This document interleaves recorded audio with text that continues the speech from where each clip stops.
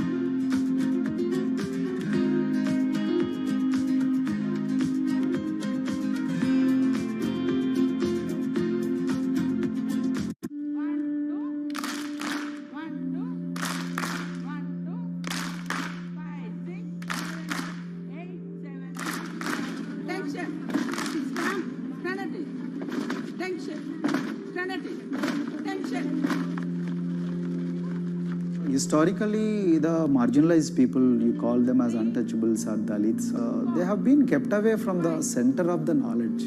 Once you are born into a caste, it is very difficult for you to grow beyond that. You are stuck in that identity.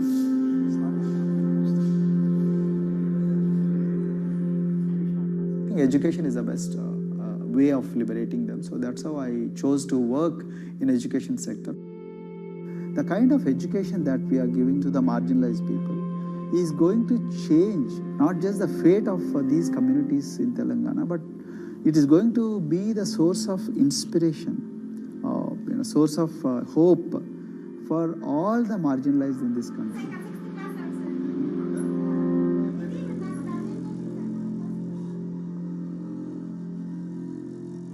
Greatest blight in India is the system of caste.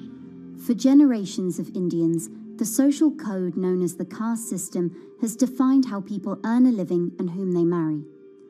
Although outlawed 7 decades ago, castes remain a significant factor in deciding everything, from family ties and cultural traditions to educational and economic opportunities. Dalits, people who are on the lowest rung of the caste system, constitute almost 1/5 of India's population of 1.3 billion. Not able to afford the high tuition of private schools, many are forced to attend government-funded institutions, which in the past have suffered from poor infrastructure, lower education standards, and high student-to-teacher ratios. But Dr. Praveen Kumar is trying to change that.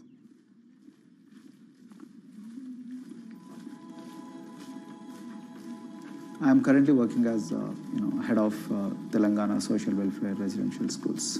So totally above 400 schools I manage. These are all residential schools for the students who are historically marginalized but talented and then poor.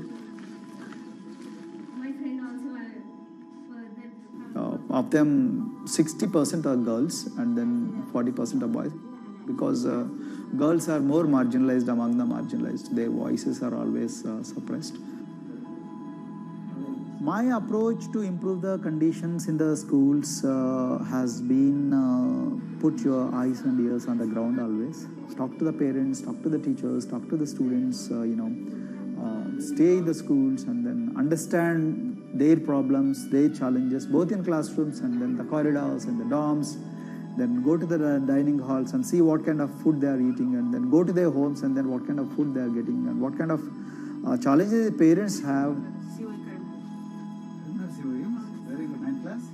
One of the important changes that I brought in after I took over was to complete the transformation of mother tongue to English medium, because English medium, as I said, English is the language of emancipation, a language that connects you to the whole body of knowledge in the world. So we had to train a lot of teachers. refer to the dictionary also, okay, and find out the new meanings, as well as you're going to describe about. Hey, Richita, how are you? Hi, Sindhu. Fine, thank you. And how about you? I'm fine too. It's been a long time. Identity is extremely important. There is a scientific evidence to prove that your sense of identity is extremely crucial to your growth as a successful human being in your your life. If you accept an identity which is very humiliating, which reminds you of very painful past, I think that identity will not help you to grow. Not that I'm not saying that you should forget your past. I'm not saying that, but that should not be the bubble in which you must live always.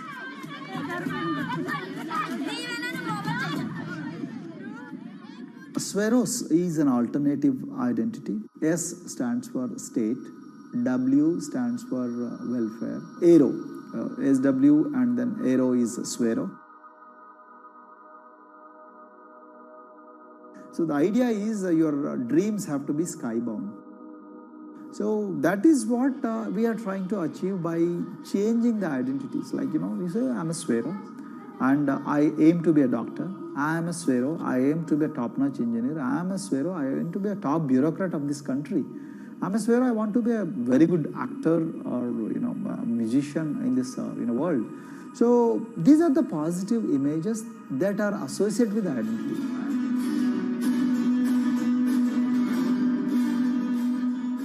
Just to give an example to you, in 2012, in our institution, we used to produce about 6 doctors per year. But because of our, this self-liberating ideology of Sveroism, we have, this year, we have produced about 189 doctors. This is phenomenal for any poorest of the poor people. You know how difficult it is to get into medical colleges in this country. So, but today, because of this ideology, the students have been able to achieve this, feat. Pujita has been a farm laborer, and her parents themselves are agricultural laborers. And then this girl used to sell vegetables, but thanks to the residential education institutions, she came to the Gaulidoddi campus, and then she toiled very hard for 1 year, despite many problems.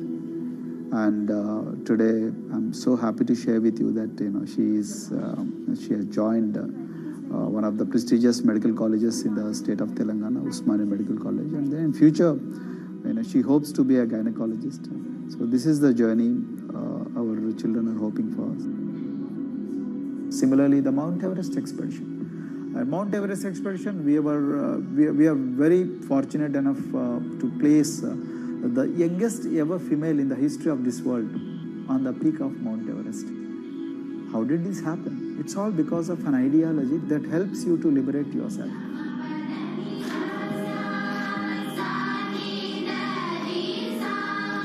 We brought a lot of extracurricular activities and most of them got institutionalized now. So for example, music. Similarly, the games. We have so many coaching academy. We have boxing academy, we have wrestling academy, we have handball academy. So we have, kabaddi, the traditional Indian sport. We have golf. We have introduced golf also. Like golf is generally played by so-called rich people, but today even poorest of the poor people also are being trained in golf in our schools. Wow. So our intention has been to give all 360 degrees, type of opportunities to the students, so that whoever is interested in whatever activity, they can go and then do it.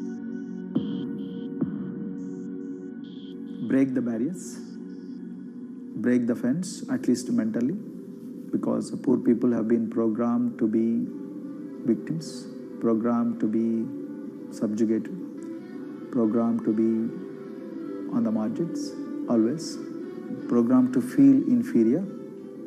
We wanted to change on that. There are certain games which are exclusive to rich people. There are certain languages which are exclusive to middle class and upper middle class in this country. To put it in one word, the sole aim of introducing all these co-curricular activities is to break the stereotypes which are recklessly imposed on these people.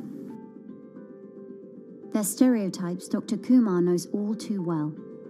Born a Dalit, his grandparents were labourers and access to the village well was restricted. Dr. Kumar credits his parents' belief in the power of education with helping him realise his aspirations. He went on to join the Indian Police Service, attended Harvard University, and then began pursuing educational reforms back home. I attribute whatever I am today, it's to my mother primarily. They educated me in the village, although there were no good schools. So then I stayed in social welfare hostels, the hostels which are managed by government for the poorest of the poor kids. I passed with reasonably good grades. Then I went to university, and then I faced worst form of discrimination in the universities. Like there were, in those days I'm talking about, so the bathrooms and the toilets were exclusively meant for scheduled castes and scheduled tribes. We used to fight discrimination on one hand, and then again, try to excel in academics, day in and day out. So that's how I came to education, because I deeply believe that education is the only important weapon that can really, place the poorest of the poor people from a very victimhood orbit to a prosperous orbit. I think in future, this is going to be a game changer for the marginalized in this country.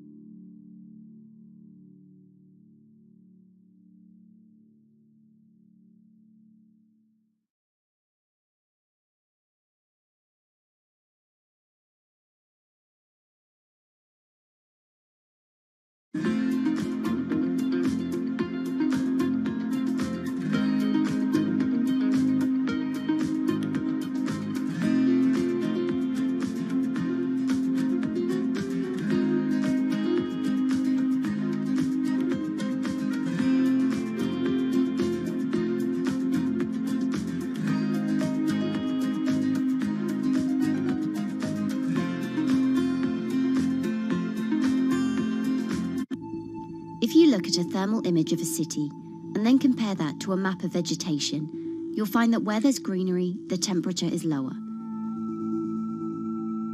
That's because things like asphalt, concrete, and shingled roofs absorb more heat from the sun than trees. This is the urban heat island effect, and it accounts for higher temperatures in cities, often by several degrees compared with their surroundings. It's becoming a huge risk to human health as growing urban populations exacerbate the heating effects of climate change. Heat waves kill more people than any other extreme weather event, more than tornadoes, hurricanes, and even floods. That's why urban heat island mitigation strategies are being studied in Singapore by a group of researchers. The government-backed project called Cooling Singapore is now in the process of combining everything they've learned to create a digital tool that can help cities all over the world, starting with Singapore.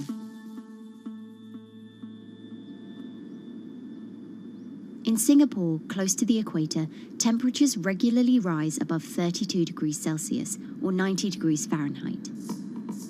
And the city structures only make it worse.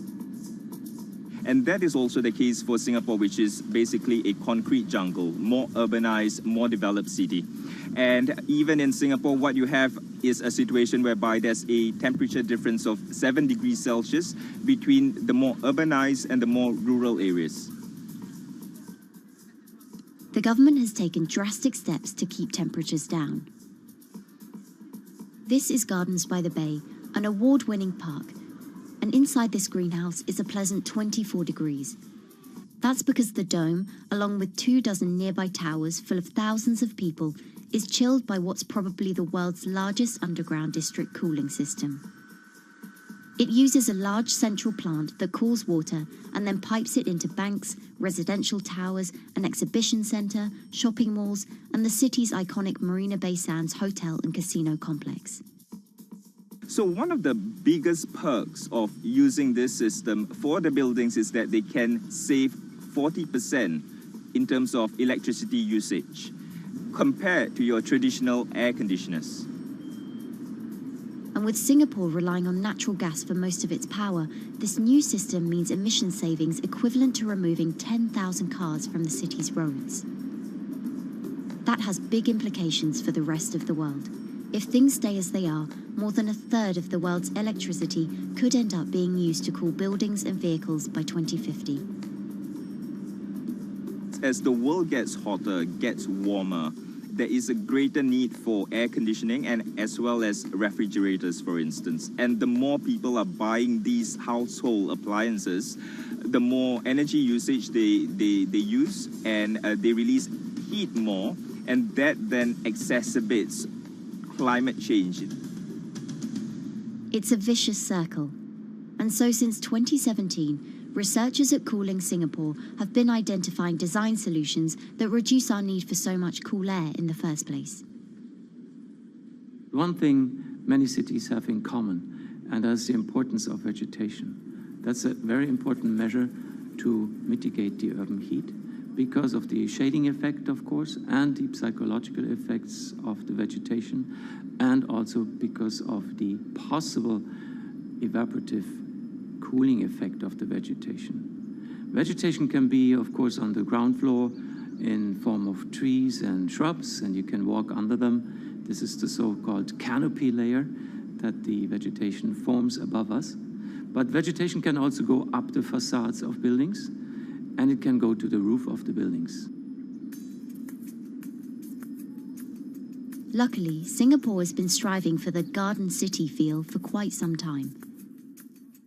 It was a vision initially introduced by then Prime Minister Lee Kuan Yew in 1967 to make life more pleasant for people. And today, Singapore is one of the world's greenest cities in terms of urban vegetation. Kampung Admiralty, a community centre that contains health facilities and social spaces, now provides more green space than the plot of land it was originally built on. It's topped by a roofscape of staggered terraces covered in local plants, which functions as a community park. And a village green in the centre that contains farm plots for residents to tend to. Park Royal on Pickering was designed as a hotel in a garden that doubled the green growing potential of its site. There's now 15,000 metres of sky gardens, reflecting pools, waterfalls, planted terraces and green walls. And the government has big plans as well. Singapore actually has a plan to plant 1 million trees and add more green spaces over the next 10 years. It is actually a mix of wanting to reduce the urban heat island effect, but on the other hand is also to get the people to be more connected to nature. But it's not enough. The city-state has still been warming twice as quickly as the world average over the past 6 decades. That's why Cooling Singapore has developed a catalogue of other potential heat mitigation measures. When you try to mitigate the urban heat island effect in a city or in any building, in a village as well, the first place to start is by shading of the windows. You have to keep areas clear so that the wind can move through it. Water of a certain depth can act as a very good thermal buffer.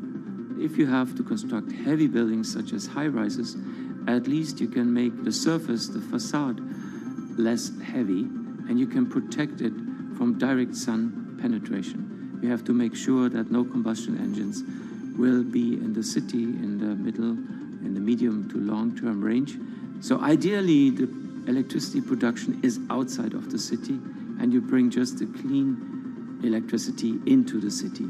You can at least minimize the use of energy in the city, and you can start to slowly convert the roofs, the facades of the city into production areas for renewable energy.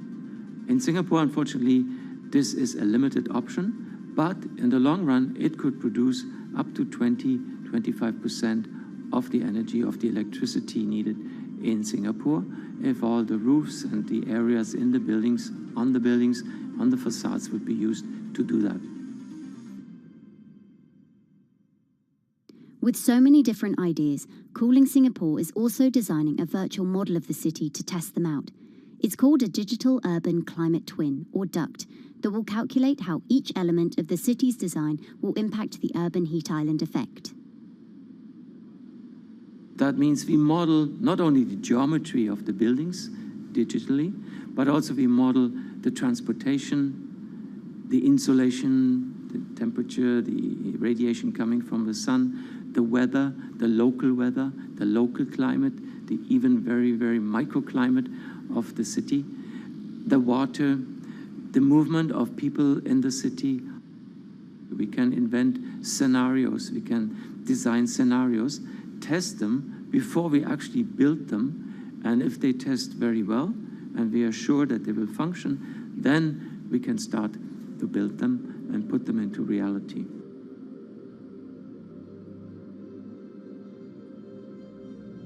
Singapore will be using this new tool to figure out which actions it should take next.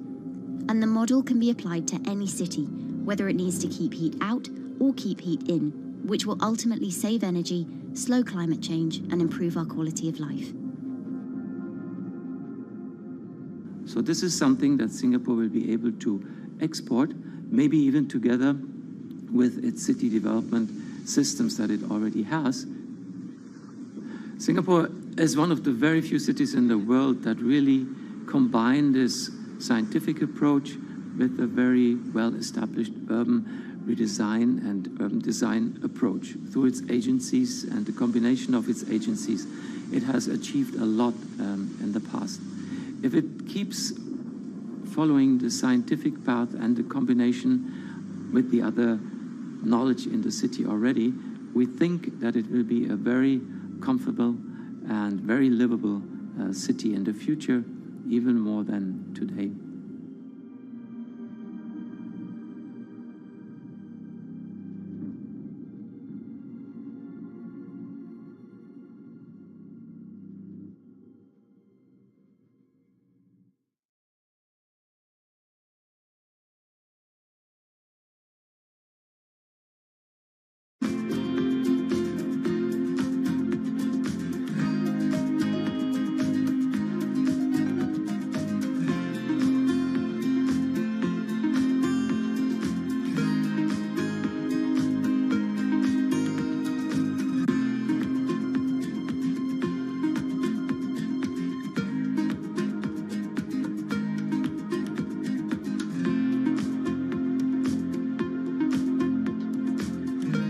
Times are tough. Jobs are scarce. It's risky to be outside and around others. Seems like there's very few ways to make extra money during a pandemic. So I guess I'll just hunker down and binge social media until this all blows over. Wait, don't these people make money? How do these people make money?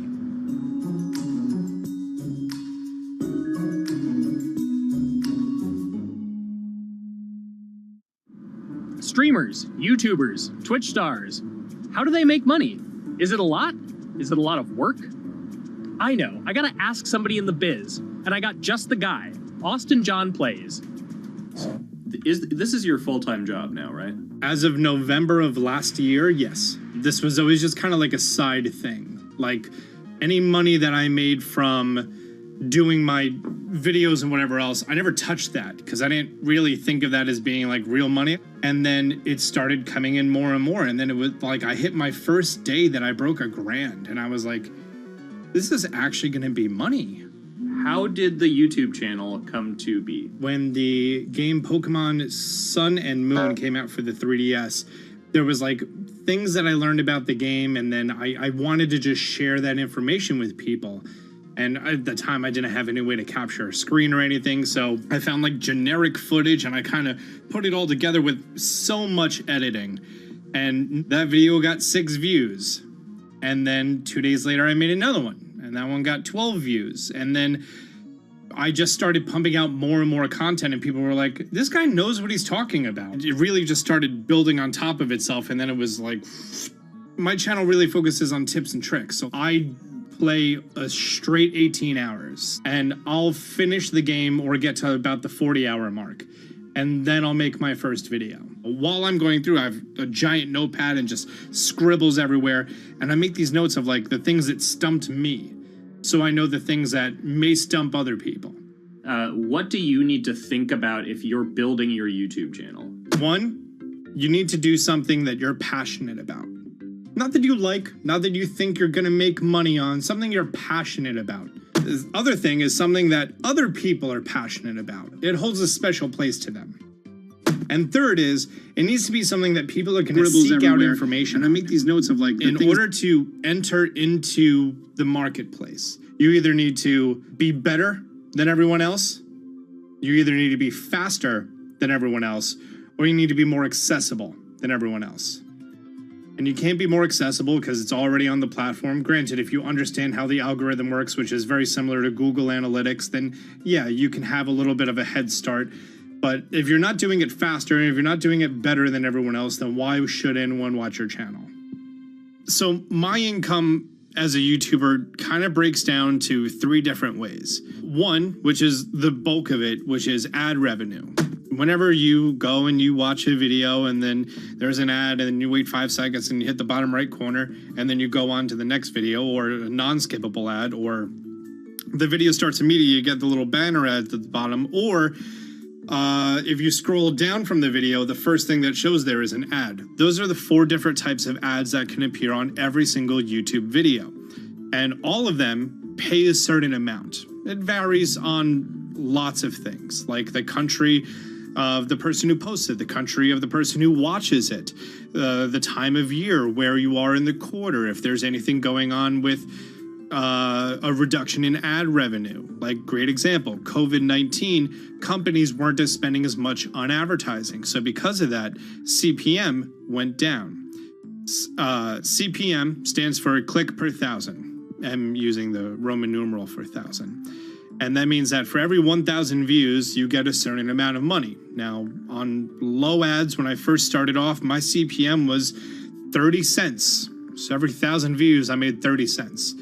But then once I signed with an MCN and I started making more quality content and more engaging content, some of my better videos and certain times of the year, I can see CPMs as high as $12 to $14.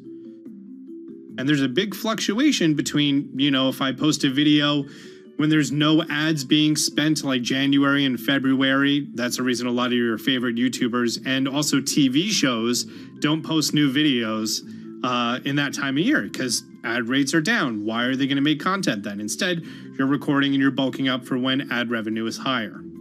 The second way that a YouTuber makes income is support, crowdfunding, things like that.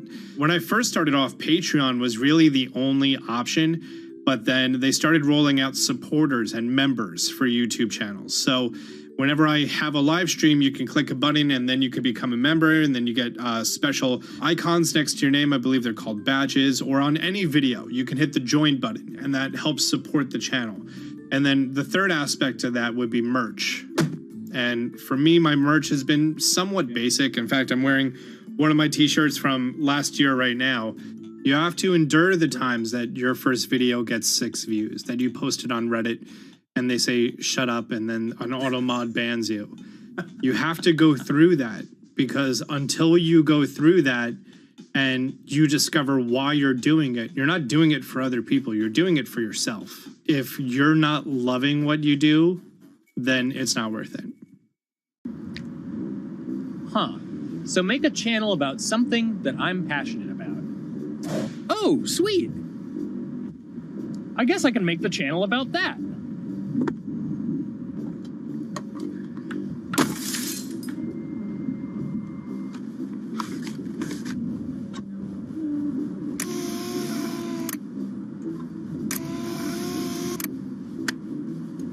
Now, how do I grow an audience?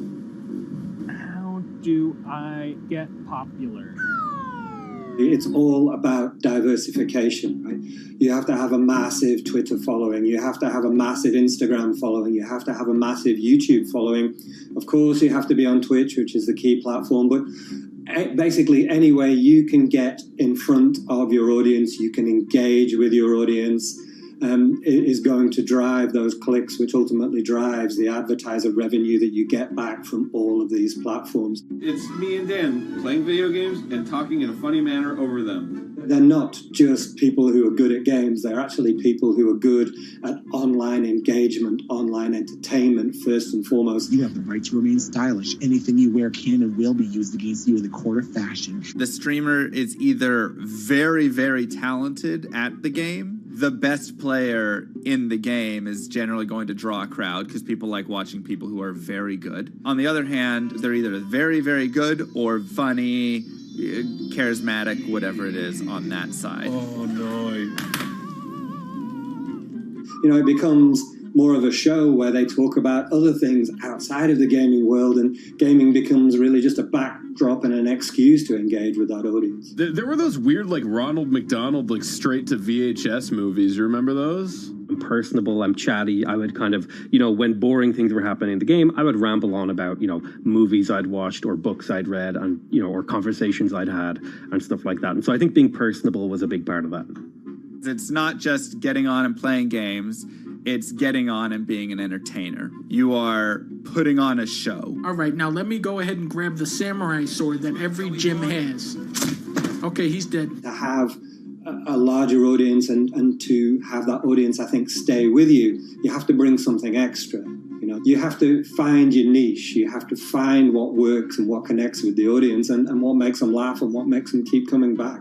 You gotta make it a little more exciting, all right? Throw in a hanging bishop. Have everybody in suspense for a moment.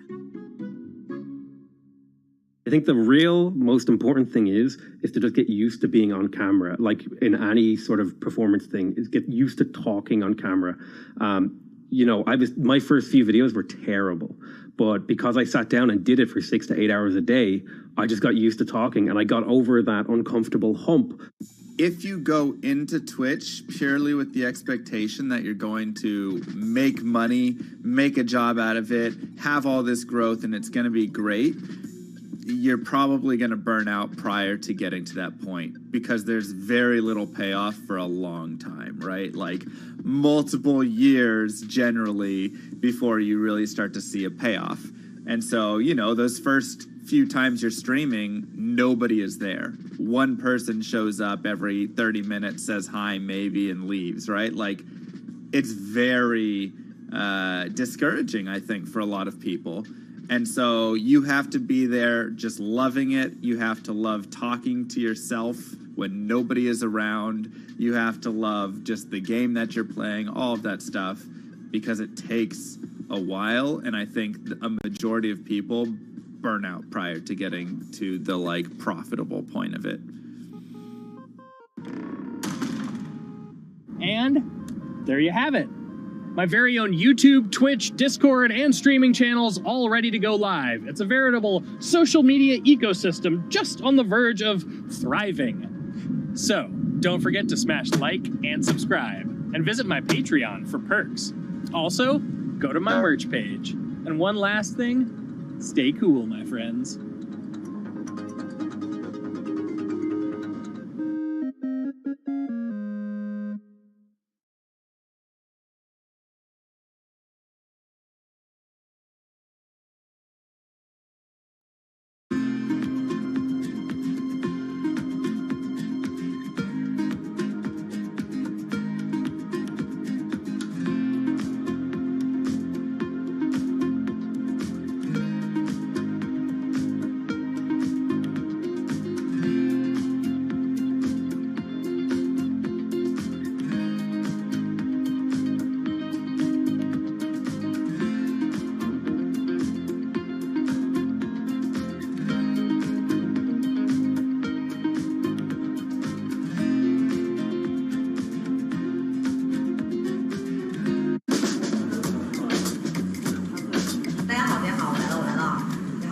This is live stream shopping, one of the hottest trends in China. Every night, tens of millions of people watch live shows hosted by influencers like Via and buy the products they recommend. On e-commerce and social apps like Taobao and Douyin, the sister app of TikTok. 我觉得已经改变了大家的购物的方式。其实各种各样的产品，哪怕你不买，你也可以来看。当然，你看了你就有可能会买。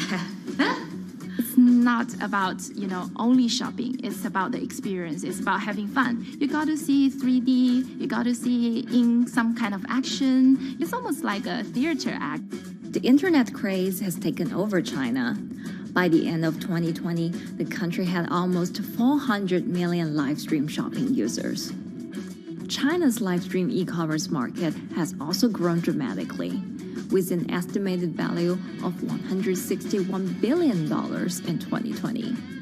It's becoming popular outside China as well. So, is live streaming the future of shopping?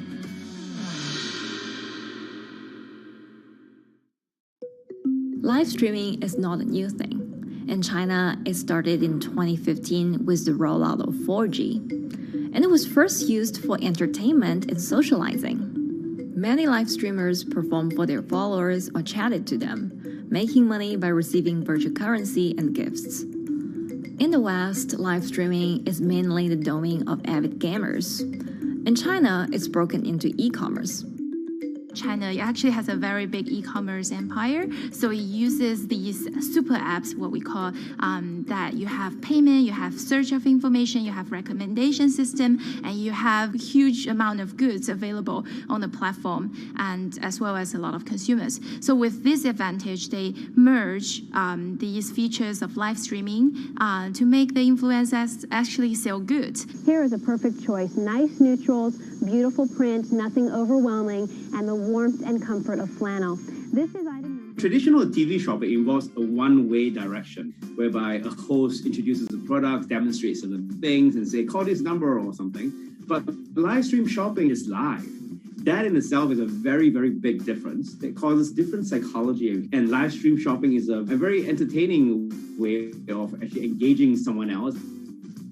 When you shop, actually, this live streaming video will continue. It will minimize into a corner, and you can like buy the items and pay all on the same app. And after that, the live streaming screen will just enlarge by itself, and the promoter will come back to screen. So it's like very convenient. Taobao, one of China's biggest e-commerce platforms owned by tech giant Alibaba, added a live streaming function in early 2016. In the following years, other e-commerce and social platforms like JD and Douyin also integrated this feature. 开头的时候还是有很多的挑战的，对画面的这个流畅，然后是否能够很真实的去还原商品，它其实在这个上面是有很高的这个门槛跟技术的这个卡口在的。不管是我们的这个用户的接受度，还是商家的这个上手的这个难度都很高，但是这几年下来，基本上难点在不断被突破的。Over $70 billion worth of goods was sold via live stream on Taobao in the year through March 2021. Latest surveys show that over 60% of live stream users in China were watching shopping shows, and over 65% of them shopped at least once via live stream. In 2020, live stream shopping got a huge boost during the pandemic, when millions of people were in lockdown and many retailers were pushed online. People, during the lockdown, felt like there's a need for more social interactions. This live platform creates an interesting kind of environment that gives people the sense that I'm actually interacting with you. And then live stream shopping brings in a lot more variety of things that people could buy and satisfy, the sense of like losing control, especially during the pandemic. At the heart of this craze are the top influencers who have tens of millions of followers and sell products worth millions of dollars every night. They often use their star power to get bargains from retailers, which in turn boosts their own sales and influence. So if you think about China's live streaming, you have to know the king and queen of the influencers. The queen of live streaming, Via, she is actually having the biggest viewership and the biggest sales volume for a long time on Taobao platform. She can sell everything from like Gucci sunglasses, lipsticks, homes, and cars.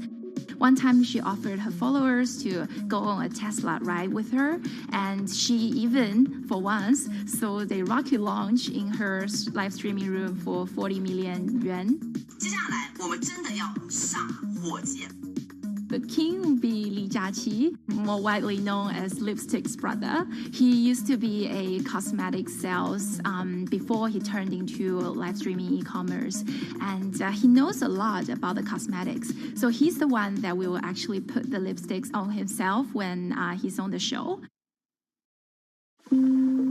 Top live streamers like Via and Li Jiaqi have become celebrities in China and can earn millions of dollars a year. Although not everyone can be as popular, mid-ranking live streamers like Tiffany still earn a good income through sales commissions. 如果说单从收入方面来讲的话，那主播的收入是比普通的工作要高很多。但是呢，主播这个工作时刻对身体，包括对精神都有很大的一个考验的。就是每天需要集中精力，然后长达5-6个小时，这种状态是很累的。而且这5-6个小时的话，你是脑子是不停的，然后嘴巴是不停的，然后手也是不停的，眼睛也是不停的。像我们做主播，不是说单一的只做直播一件事情，然后还会有选品的一些工作，然后还会有一些其他的事情排在里面，其实是没有个人生活的。那我觉得增强粉丝影响力的话，不是说某一件事情啊，可能今天做了什么事情你就增大了影响力，而是每天不断的内容的输出，粉丝不断的可能对你的了解，慢慢的信任你。有芝麻酱的味道，如果吃不习惯的话就慎买。A lot of successful live streamers are generally very good at communication. They're very good at articulating very simply what a product does, what a product doesn't do. In order for them to sell, they need to be trustworthy and appear trustworthy, and they need to, show in some ways that they're authentic, right? So for Via and Li Jiaqi, they are able to articulate that quite a bit through their body language, through what they say. For example, Li Jiaqi will also sometimes say bad things about certain products because to him that's his honest opinion, and sometimes people want to hear that. And so they seem very credible, they seem very trustworthy, and don't forget, they're also very entertaining and very interesting. If you're familiar with Li Jiaqi, he won a Guinness record for like the most lipstick applications to models in like 30 seconds. So if you're able to create a lot of buzz with interesting things that you do, people who may not want to buy lipsticks will also stream in just to watch what he does. And then from there, you might get hooked. 这就是一般女生出门的时候涂的口红的颜色。Live streamers also use sales techniques such as limited time or supply. This sense of scarcity can often encourage viewers to buy. The platform in itself creates and enhances some of these things, but you see it live. Something we call social proof has taken over, meaning that, hey, other people are interested, other people are joining in, other people want the same product. And they add it in the chat and they ask questions and they say, oh, I want this too. What happens then? It makes the whole product even more scarce. But it's not just influencers. Local farmers, luxury brands, even mutual funds have also started their own live stream shows. Working with very top tier live streamers can be risky. It's not necessary that the benefits will end up with the brand. So we see company executives opening their own shows. And we see like P&G have their own sales room, which runs shows every day as well. We also have like local governors in like small towns to sell their agricultural products. So the live streaming is definitely transformed the way product owners can think about how to reach their consumers, and it enables a lot of players to actually sell. Live stream shopping is going global. Merchants in Southeast Asia have embraced this trend. And in the West, Amazon has upgraded its live streaming function, adding interactive features like chat rooms. Companies, including Google and Facebook, are also developing and investing in technologies to integrate video and e-commerce. 直播电商它其实已经开始成为主流，它未来的发展空间跟潜力都是巨大的。接下来大家会越来越依赖这种购物方式，会变成一个比较日常化、比较规范化的这么一个趋势。If you look at the numbers alone, their numbers alone, Li Jiaqi's numbers or Via's numbers, you know that they can sell and you know that they can generate revenue. Are they able to sustain it over a long period of time? It depends on how innovative they are at changing some of the things that they do. But you can't expect consumers one day turn into virtual shopping for good. There will be the nature of us that crave to go into the store, to touch the goods and actually wear it and see how it looks like and walk around in that with our friends. And those things wouldn't be replaceable with live streaming.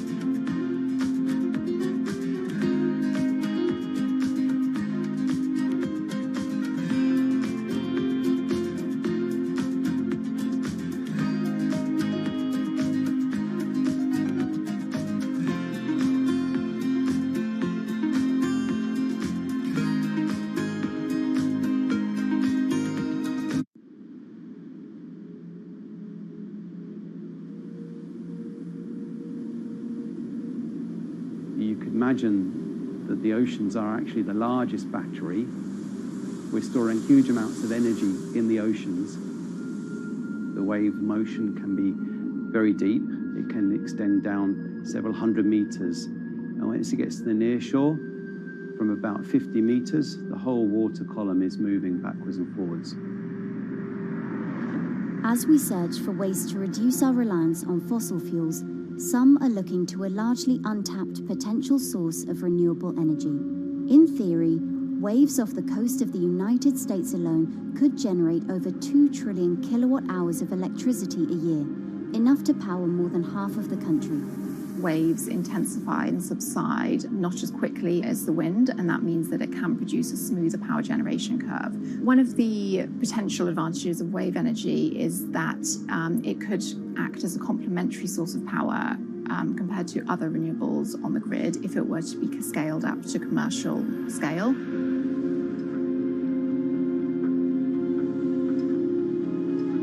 For decades, engineers have been trying to convert wave energy into electricity, but a host of technological and financial challenges have complicated their efforts. In the years from around 2006 to 2015, there were a spate of bankruptcies in the sector, and this was largely because of a lack of kind of continuous proven projects out at sea with reliable electricity generation. Since then, companies have been trying to develop the technologies at a steadier pace and with a smaller cash burn. But the same questions remain. Can companies develop devices and technologies that actually work? Is wave energy just a novelty or something that can become a major renewable energy source?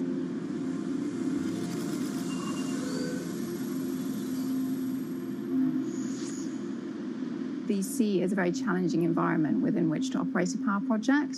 So seawater is corrosive and conditions are very rough. So this means that power projects don't have a very long lifetime, and it increases operating and maintenance costs.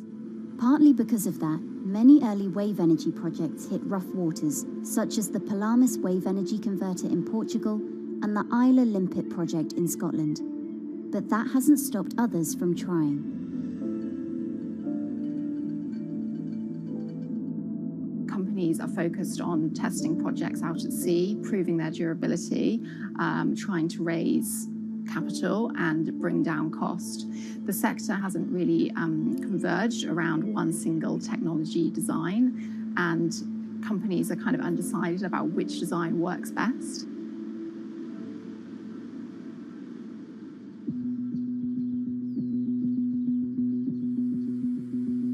Finland-based AW Energy is a veteran in the sector. The first proof of concept of the company's device was made in the 90s after diver Rauno Koivusaari observed the strong back-and-forth movement of a hatch cover in a shipwreck in the Baltic Sea.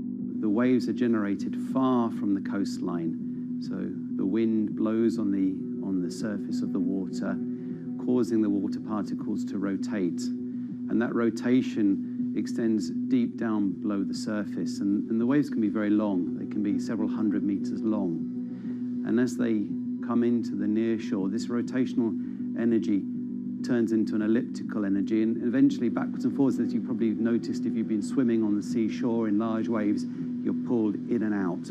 That's the energy that we're extracting. There's a sweet spot where we deploy, so around 10 to 15 meters of water depth.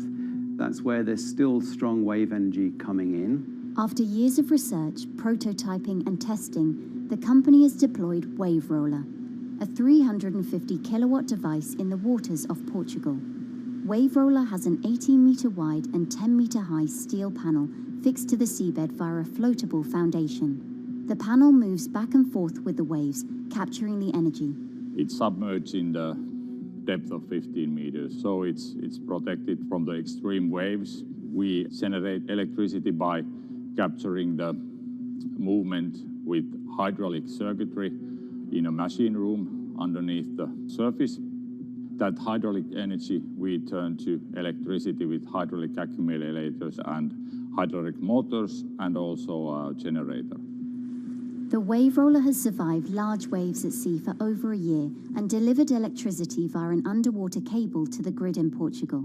Meanwhile, the company has won a €2.5 million grant to work on an upgraded version of the wave roller, aiming to increase the electricity generation capacity to 1 megawatt.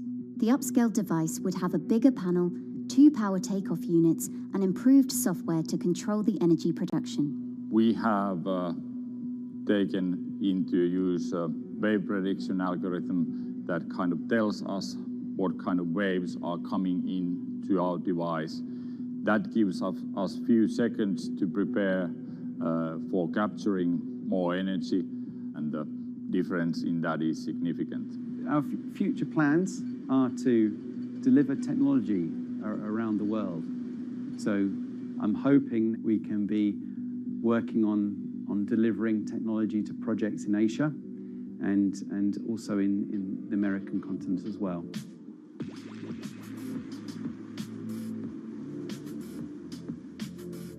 Meanwhile, Israeli company Eco Wave Power is taking a different approach to capturing the power of the ocean. For the company's founder, Inna Braverman, developing new sources of renewable energy is a personal mission. I was born in Ukraine in 1986, and 2 weeks after I was born, the Chernobyl nuclear reactor exploded, causing the largest in history nuclear disaster. I was one of the babies that got hurt from the negative effects of such explosion. I had a respiratory arrest and a clinical death. Luckily, my mother, a nurse, approached my crib on time and gave me a mouth-to-mouth resuscitation, which saved my life. I got a second chance in life and decided to do something good with it. Growing up, Inna wanted to be a politician to positively change the world. After working as a translator at a renewable energy company, she decided to change paths. Solar and wind energy were fully commercialized. There were a lot of amazing technologies implemented everywhere. I saw that wave energy, although it's an immense source of electricity, the biggest companies in the world are trying to develop wave energy with no success. And there was kind of a race going on in the world of who is the company that is going to develop a viable wave energy solution first. In 2011, the then 24-year-old Inna co-founded Eco Wave Power. Instead of installing devices offshore, the company's devices are attached to existing breakwaters, jetties, and piers. Our technology is very cost efficient, especially in comparison to the offshore technologies, because we don't need any ships, divers, underwater mooring or cables. We install on existing man-made structures, and all our expensive equipment, the generator, the hydraulic conversion unit, the automation, is located on land just like a regular power station. This is the EcoWave Power conversion unit that has been operating in Jaffa Port since 2014 until 2020. Here you can see how the technology works. Basically, the floaters are going up and down and pushing the hydro cylinders, which transmit biodegradable fluid into land-located accumulators. A pressure is being built. The higher the waves, the higher the pressure, which is used to turn the hydro motor, which is turning the generators. The whole system is controlled by a smart automation system, which you can see right here. And in case of upcoming storms, the system automatically raises the floater above the water level and keeps them in the upward position until the storm passes. The company has been operating a 100-kilowatt grid-connected device in Gibraltar since 2016, which is enough to power 100 households. Currently, Inna and her team are working on another 100-kilowatt project at the port of Jaffa in Tel Aviv. The project will be also the first time in the history of Israel that wave energy will officially connect to the electrical grid. And our goal going forward is to expand it to all suitable breakwaters in the city of Tel Aviv and to supply a significant part of the city's electricity needs. Today, engineers and entrepreneurs are still trying to crack wave energy. Globally, only a few hundred kilowatts of wave energy are deployed, compared with gigawatts of offshore wind. But the field has come a long way in recent years, and with the right engineering solutions, this new power source could eventually become competitive with more mature renewables like solar and wind. I would have a lot more confidence in the success of wave energy companies today as opposed to like 20 years ago. But in the next few years, or maybe the next couple of decades, it will be more likely to be used in remote locations like islands that are otherwise dependent on expensive diesel power, or out at sea on gas decommissioning rigs, or for powering underwater autonomous vehicles. So definitely wave energy can compete with other renewable energy sources, but I personally believe that this is not a competition. In order to have a 100% renewable energy friendly world, we need all renewable energy sources to work together.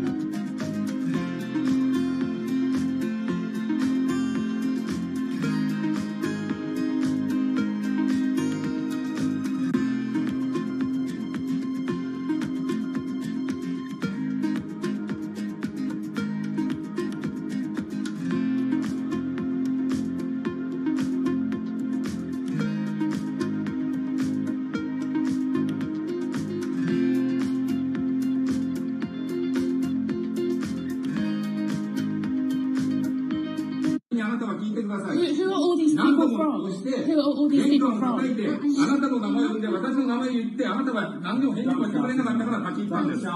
So can you please tell me? I'm not going to... please wait. You know, I've covered a lot of companies. I've covered a lot of Machiavellian companies where, you know, people play rough. I don't think I've ever seen anything on the scale of Nissan. He is making you, but you act from this side. I mean, it's corrupt.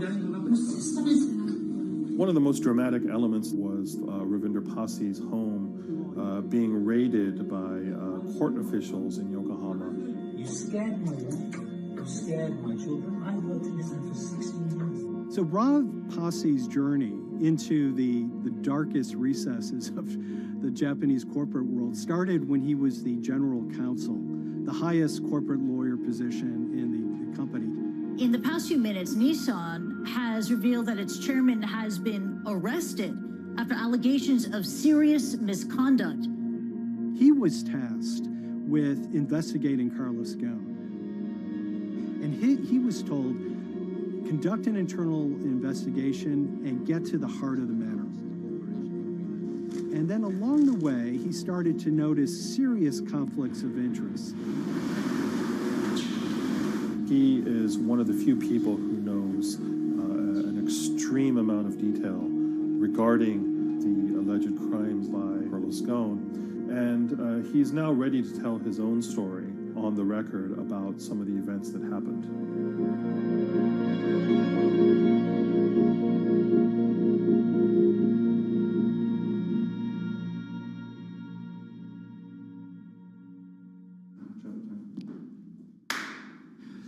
My name is Ravinder Pasi. I'm the former Global General Counsel of Nissan Motor Co. Limited. And you could say, yes, I had a front row seat in terms of what was going on. When Carlos Ghosn saved Nissan years ago, he was depicted in Japanese comic books as this hero, and now maybe we'll see comic books where he's the villain. In corporate Japan, Nissan was quite an unusual company. It was led for 2 decades by a non-Japanese executive. Well, Carlos Ghosn was a hero in the Japanese business world. If you had a global business celebrity in Japan and worldwide, it was definitely Carlos Ghosn. In a country with few foreigners at the top, he stood out. But over the years, he saved Nissan from bankruptcy, allied with Renault and Mitsubishi, and turned the alliance into one of the most competitive in the world. Yet as the years went on, I think his ambitions changed a little bit. He started thinking about legacy plays, and one of them was to really tighten the alliance between Renault and Japan. And unbeknownst to him, there was a contingent of senior Nissan executives that were really felt threatened by that move. They really thought that they would lose complete control of the car company, and even in the government, there was probably a little bit of anxiety about a national champion in the auto industry falling under full-blown foreign control.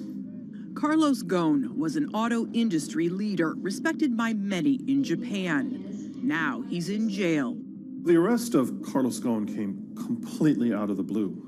This was in November of 2018. He was coming to Japan on Nissan's corporate jet for a regular executive meeting, and he was met on the tarmac by Japanese authorities who whisked him away to a jail and charged him with financial misconduct crimes.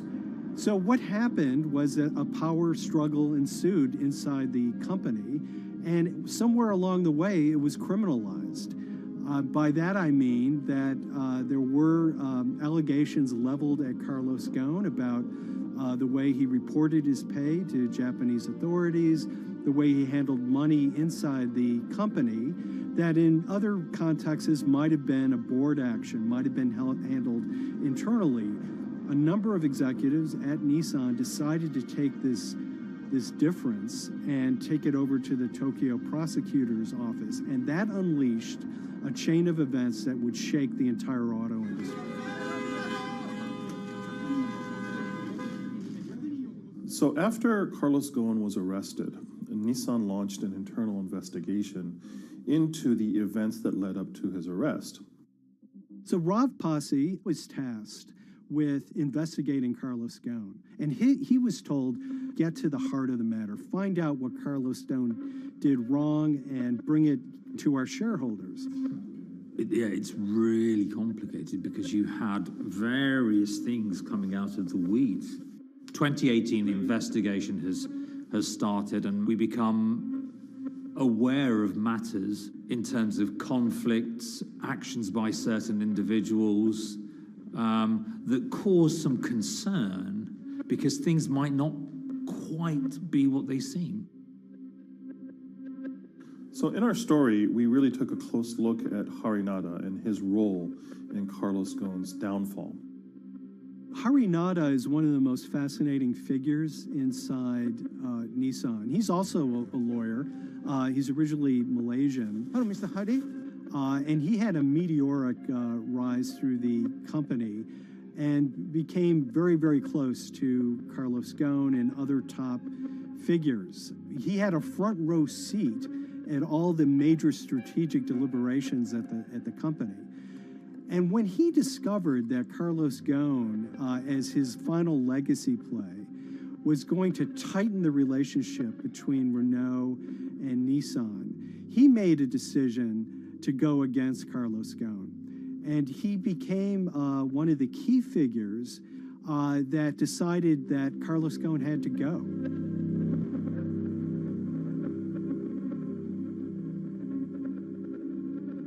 Harinada was somebody who actually recruited me into the company, so I have a long-standing relationship with him, or did have a long-standing relationship with him. For many, many years, he was a mentor.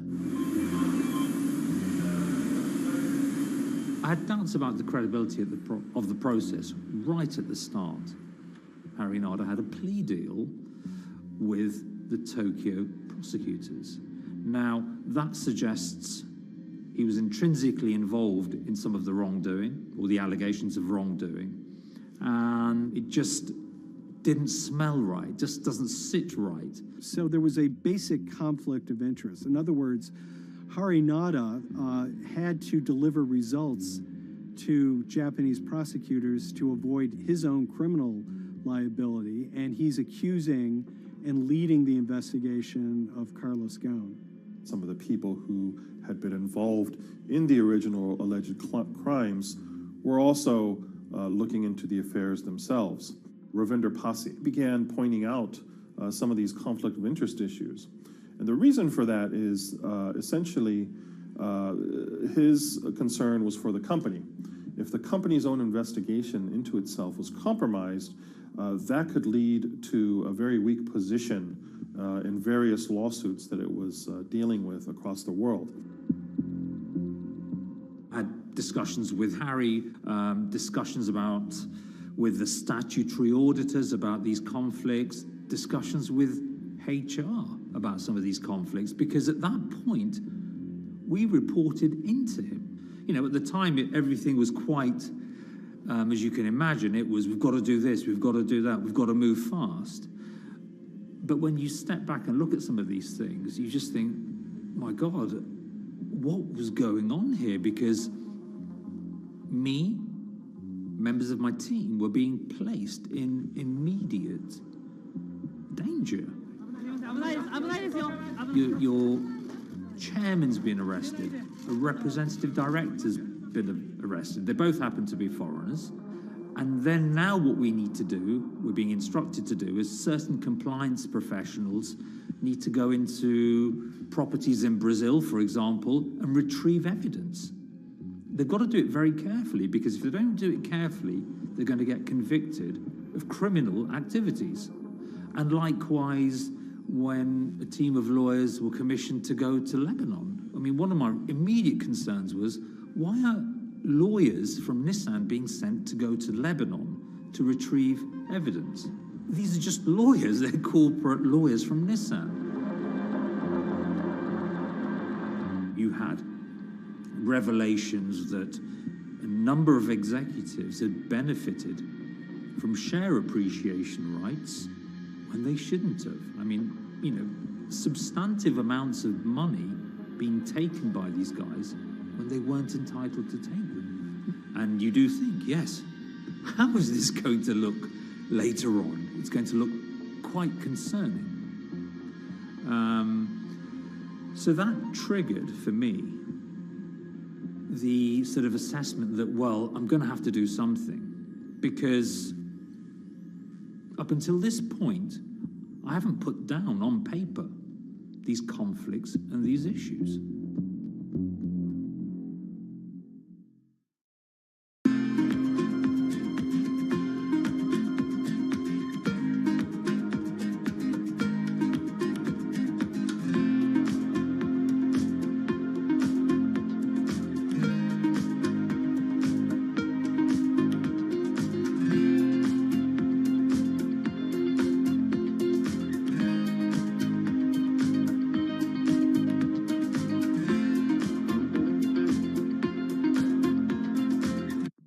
So Rav Pasi makes a fateful move. He writes this letter to the board listing every suspicion he has in great detail, backed up by evidence, backed up by memos, of why this internal investigation had serious problems.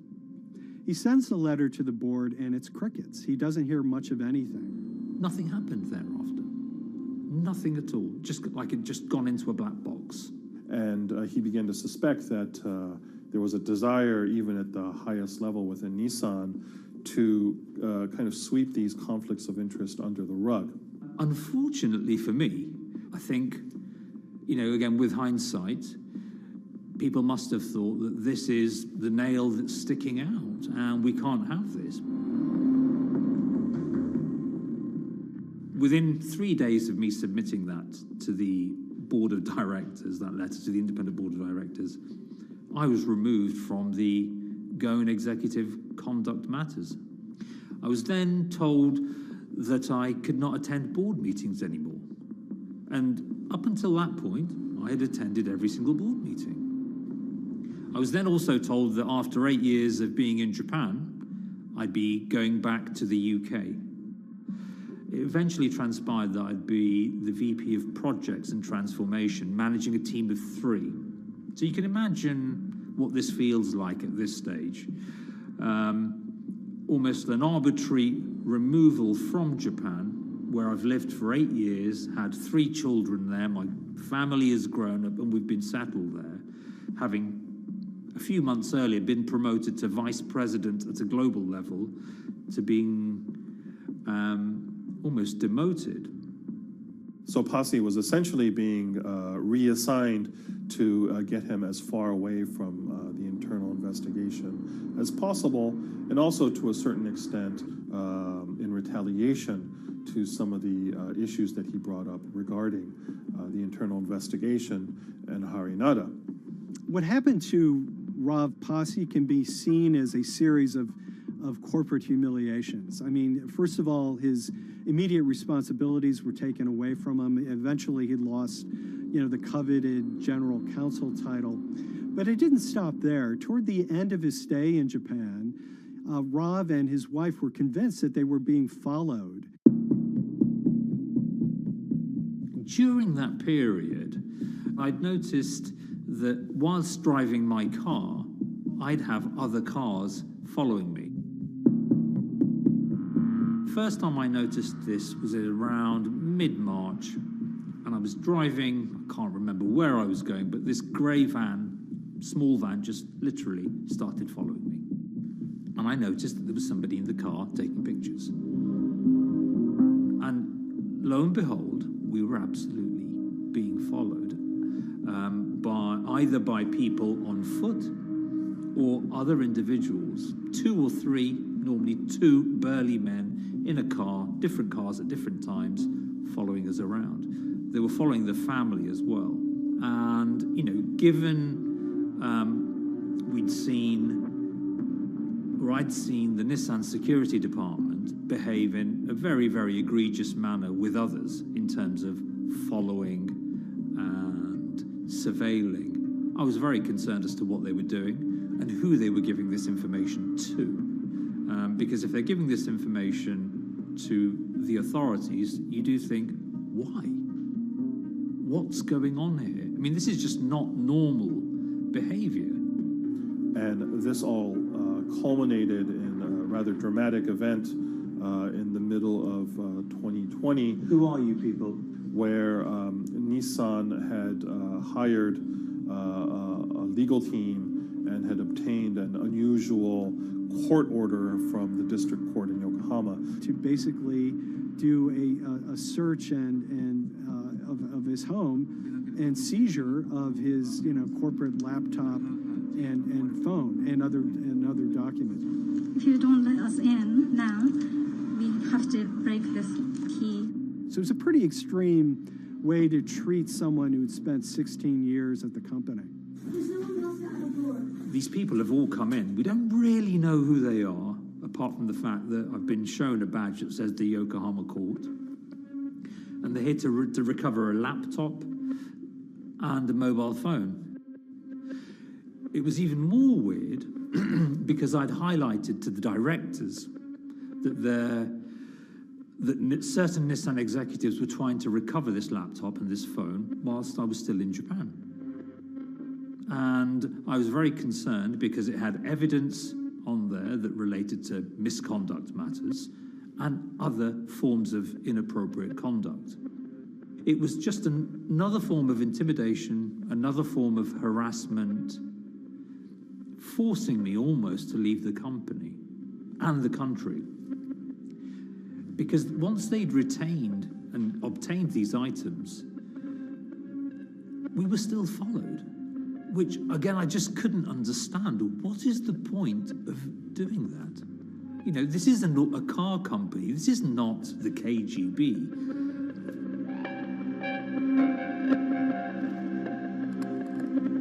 I think it's fair to say that Rav Pasi didn't have full battlefield awareness of all the intrigue going on at Nissan. I mean, Harinada is interesting because he's both charismatic and charming, and one of the most brutal corporate infighters one could ever run across. This is a confidential company email, right? You should not have this. If he had fallen into line, he would probably still have his job at Nissan, be paid very well, and continued his work. A career that he spent 16 years building at Nissan is irretrievably broken. It's been smashed to smithereens. He and his family paid a huge price, certainly. But in terms of being able to sleep at night, I think, he's come out ahead. I highlighted issues to the highest levels of the company so that they could be dealt with appropriately by those in charge. There was no response to those, and there was retaliation against me. What's really profound, like absolutely profound, is that none of your colleagues, I mean people who you have known for years, forget it. Yeah. You're on your own. Yeah. And you got to be ready for that. You've got to be ready for that. If you take it on anyway.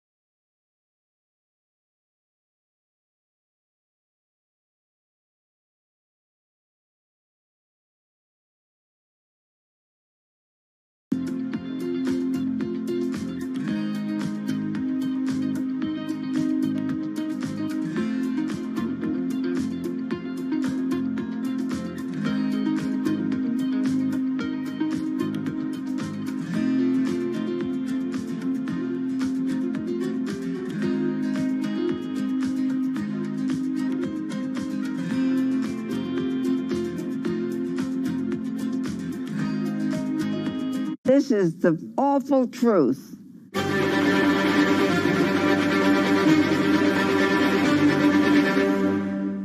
There's always someone in the family that's pushing it.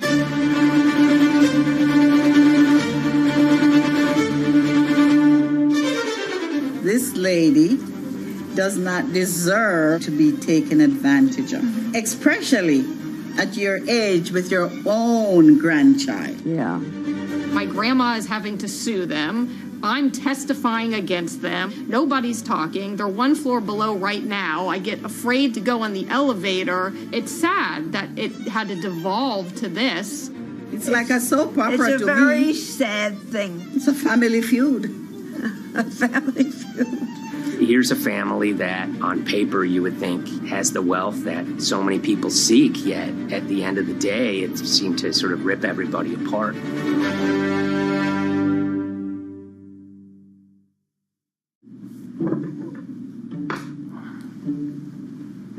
My name's Tom Schoenberg. I'm a senior reporter here at Bloomberg News, cover financial enforcement. I was approached by someone close to the Schottenstein family and asked whether or not I would be interested in writing about Beverly Schottenstein and this case that she had against JP Morgan. And it was immediately clear that there was a great story here to be told.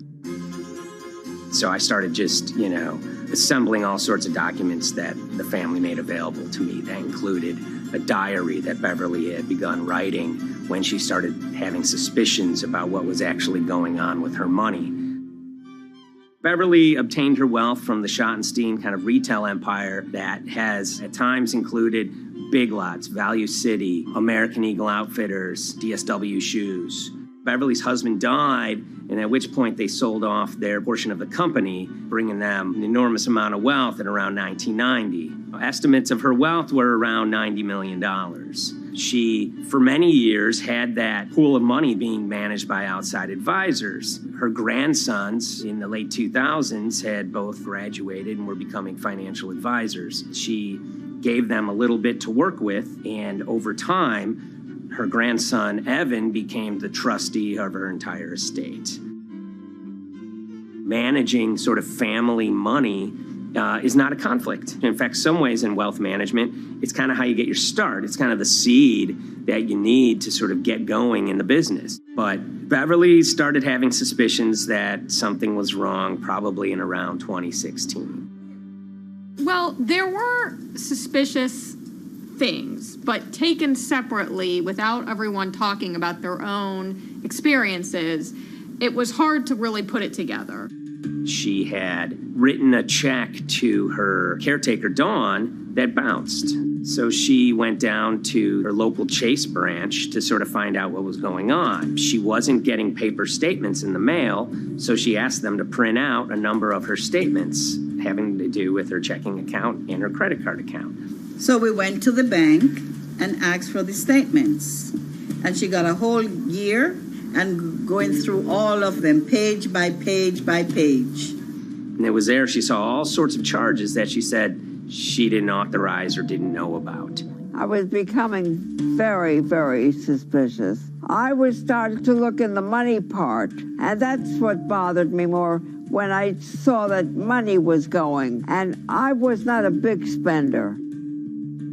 Around the same time, Dawn, she starts noticing Beverly's son, who lived in the condominium below her, came up with Evan with a shredder and started grabbing papers in her office area, including some with JP Morgan letterhead, and just started sitting at the kitchen table just shredding documents over and over. Yeah, they came in one morning. They used to do it in the back. Through the back door, and they brought the shredder inside. And then they went in the drawers in the office and took out all the papers, and they started doing it. I was very suspicious because I know you don't go around and destroying papers. Beverly said that they had done this many times before. That's when she said to me, you know, Dawn, I'm going to write my feelings in this black book. Diary. And it's a diary, and she started writing. Each day she would write a little at a time. Around the holidays of 2018, a package had arrived, a FedEx package, and in it were materials about a venture capital fund based out of the Cayman Islands. Dawn and some other family members take a look at this, and they see that Beverly is signed up for this fund to the tune of $5 million over the course of several years. And that was really the beginning of it. That was sort of the tip of the iceberg when it became obvious that something was going on, that my grandmother really wasn't aware of this fund. You know, Beverly started to panic. She got really upset and called, JP Morgan's headquarters in New York and asked for Jamie Dimon. She said she was told someone would call her back, but she says that never happened. She wrote a letter to Evan and Avi, and in there she laid out a number of things that were concerning her: unauthorized trading, the checking account. She had about $1 million worth of jewelry in a safe deposit box, and that her son Bobby had the key to that box, and that jewelry had gone missing. All this was kind of packaged in this, 5-page handwritten amendment to a will and trust. There's such an evolving narrative about why the jewelry was taken. The only truth we really know is that the jewelry is gone. But why it happened, there have been a lot of different stories. You just don't take your mother's wonderful things and hand it out. And they emailed that note to JP Morgan to seize all activity on her account. And it ended up setting off a firestorm after that. As soon as they got this email that there was a cease and desist and that she wanted to send her money and change brokerage firms, they were actually vacationing one floor below downstairs. They're there right now. The next day, Beverly's in her place. The granddaughter's still in her place visiting. Dawn is there, and up comes Bobby kind of barging through the door, and he's screaming about what was sent to JP Morgan. They're now investigating them. And he's furious, takes his mother and sort of puts her into a chair, gets pen and paper, and she says physically forced her to write a retraction letter. They were pushing me around. It was a scary time. I was really afraid too. I had to take her to the doctor, and she did an x-ray because she was in so much pain. The locks had to be changed. The phone number had to be changed. I really thought we were going to have to hire guards to be outside just for protection. Oh, it was terrible. Horrible scene. Beverly brought her case before the Financial Industry Regulatory Authorities, usually known as FINRA. It took several months of hearings. She sees all sorts of transactions that's going on, hundreds of them that she claims that she never knew about, never authorized, but yet were logged in JP Morgan's files as having been direct requests from her. That included the sale of a large amount of Apple stock worth several $1 million, as well as all her stock in Big Lots. You know, over the course of their time with JP Morgan, Evan and Avi were making all sorts of trading on her account that was generating millions of dollars in commissions for themselves and the bank, yet she was not sort of getting any of the type of gains that you would expect sort of an $80 million account in a bullish market to be able to get. They issued a ruling entirely in her favor, finding that her grandsons, as well as JP Morgan, they were liable for violating their fiduciary duty, misrepresenting themselves, and they also found that the bank and her grandson, Evan, were liable for elder abuse. Evan and Avi, they were fired from JP Morgan. They issued an award of about $19 million. I reached out for comment, and JP Morgan emphasized that Evan and Avi were no longer with the firm and that their actions do not represent the sort of values of the bank. I reached out to Evan and Avi, heard back from their lawyer saying that, you know, they disagree with the law and the facts that FINRA kind of used to decide the case against them and are seeing if they can have it withdrawn. Her son, Bobby, wrote her a letter, said his sons weren't criminals, and he also admits to taking her jewelry. And he says he needed it to pay off some bad business debts he had. They never once came up to say, I'm sorry. If there had been an apology and some acceptance, and asking for forgiveness from my grandmother, I don't think we'd be in the position that we are now. Since the piece came out, we've received dozens of messages from people, many of whom are telling their own sort of personal tales of, kind of financial advisors gone bad, or family members who got control of an estate and abused, those within. Seems that it's really resonated with a lot of people. I keep, hearing a lot of feedback about Beverly and how, a lot of people feel she did the right thing. You're never too old to stand up for yourself and try to right an injustice. She was adamant that she wanted to stand up for herself, but at the end of the day, they did wrong. It's a painful life lesson. Beverly taught them that you don't mess with grandma.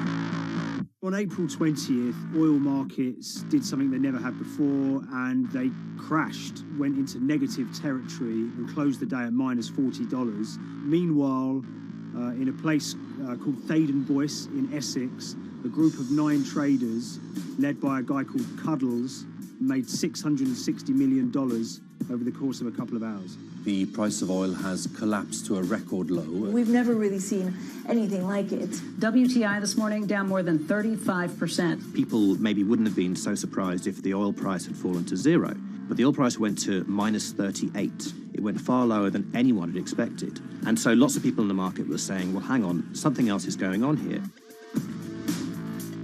A couple of months later, I started to get wind through a kind of network of sources that a tiny firm in the outskirts of London had made a huge amount of money that day and potentially had some part to play in what happened. The information we got was that 9 traders at Vega Capital London had made in the region of $660 million in one day. As a group, I think they made as much money in one day as Apple makes from its international sales in one day. I mean, it's an insane sum of money. Did they pull off a fantastic trade? Did they predict the way the market was moving and get it absolutely right? Or was there something else going on, and had they actually done something that breached market rules in a bid to sort of push the market? And that investigation is ongoing.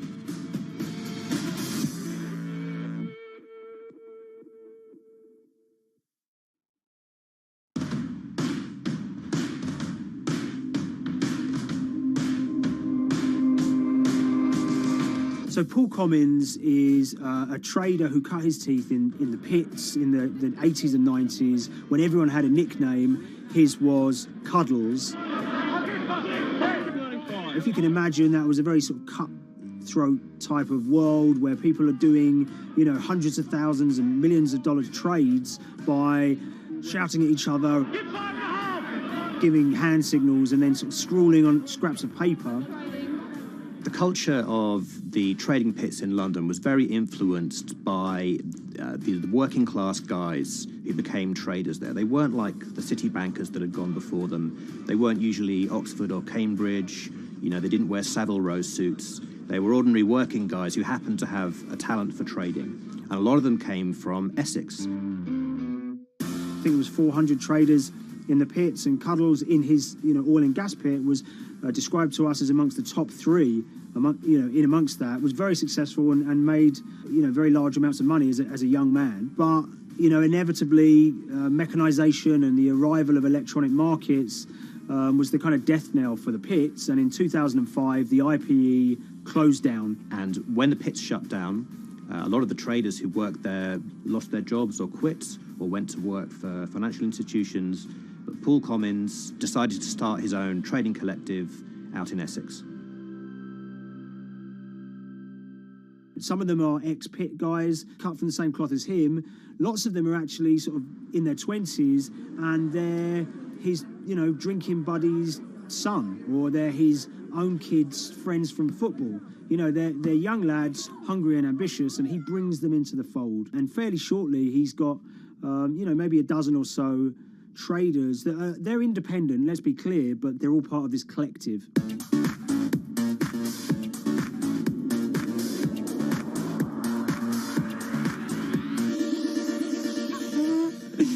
Yeah, I'll let Liam deal with Essex. I am from Essex, so I feel like I'm free to, you know, to get into this. Sweet, as they say. If you were to ask someone in Britain how they would imagine a kind of Essex person, they would see someone who's maybe slightly flamboyant, with a sort of Cockney accent, a sort of Guy Ritchie-style accent.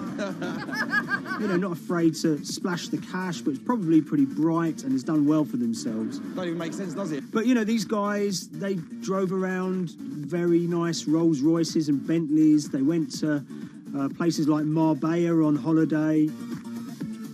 Faden Boyce is a very wealthy place. You have to have considerable income to be able to afford to live in that village. It's a really nice place to live, and it's 20 minutes tube ride away from the city. Earlier in the summer, we have this lead, which is that there's this tiny firm called Vega Capital London, and they were the biggest winners from the biggest oil crash in history. You know, anyone that covers markets is going to be surprised about that. You know, you're thinking your BPs of the world or your Glencores, but there's this tiny firm. And one of the big challenges that we had was actually finding out who worked with Vega Capital. It wasn't immediately obvious, and at first we had absolutely no idea. If you go to the Vega Capital website, it says it's under construction. If you do basic online searching, it's very difficult to find anyone who's publicly connected to the company. So inevitably, we're incredibly curious at this point. Like, who the hell are these people? The more reporting we did, the more it became clear that this group were connected socially as well as professionally. They went to weddings together, they played golf together, they would go on holiday together. We found out that a number of them were members of the West Ham Supporters Club in London. A few of them started companies together, so you could see all the connections between them and start to see a distinct group emerging. And it really just was this kind of shock that, you know, this wasn't just like a hedge fund or a firm you'd never heard of. This was actually a group of buddies who all had the same experience on this day and had all made a huge amount of money. So if you're an oil trader, there's a number of different ways you can trade, and probably the most popular is WTI futures contracts. And it's basically a contract that says, I'm going to buy 1,000 barrels of oil from you at this point in the future, or I'm going to sell 1,000 barrels of oil to you at this point in the future. It's actually just a financial contract to gamble on to predict whether oil is going to go up or down. On the 20th of April in Essex, there had been signals for a while that this was going to be an exceptional day in oil markets. And we know that some of them arose early and started their trading in the early hours of the morning while it was still dark outside. Essentially what they were doing is buying contracts that gave them an obligation to buy oil at whatever the price ended up at 2:30 p.m. So they're basically placing a bet that oil was going to fall throughout the day. But they're simultaneously selling lots of oil as well. And whether they make a profit and how much profit they make is the difference between what they buy the oil for and what they sell the oil for. Now, of course, we now know throughout April 20th, the price dropped and dropped. So this is going very well for them. You know, they are committed to selling oil at these prices, and the prices are continuing to fall, which means they're going to be able to offset it and buy oil at cheaper at the end of the day. Now, once it gets to kind of 1:30, 2 p.m., that's when things start to get really interesting. Suddenly there's a kind of influx of buyers and sellers, you know, as desperation increases in the market and trading volumes go up. Now at 2:08 p.m. exactly, something bizarre and unprecedented happened, which is that oil passes into negative territory. And it fell to a record level of minus $38. We've never seen anything like it, period, in terms of the contraction of the global economy. That huge gulf between what they were buying the oil for and what they were selling it for enabled them to make more money than they ever thought possible. So their profit was the difference between minus 37 and all of these positive numbers on every contract they sold. The price of crude briefly hit minus $37 a barrel. For one group of traders operating from a small office, it was a very, very profitable day. It's important to remember this had never happened before in the history of oil trading. No one could have predicted it. I can't think of another example of where you enter a trade and you get paid on both sides. You get paid both to sell and to buy. It's unthinkable. One thing we know about the Cuddles Trading Arcade is that they were very comfortable taking large risks. And, you have to be clear, this was a large risk. Yeah, we spoke to oil traders, both people that know these guys and people that don't, and they all say that this is, incredibly risky. And that's actually what stops a lot of oil traders doing trading like this. They simply aren't willing to stomach the risk. But Cuddles and his friends were.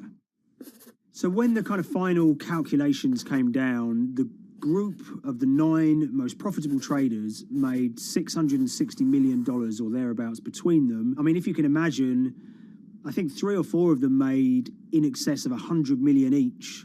One of the astonishing things about this trade is that 2 of the individuals who made more than $100 million in a single day were in their 20s. One of them was 22 years old. Only a few years earlier, he'd been posting on his social media about doing teenage stuff with his mates in town and going to see girls and rap music. And here he is a few years later making $100 million in a single day's trading. When me and Liam discovered that, we couldn't believe it. We couldn't believe what we were seeing.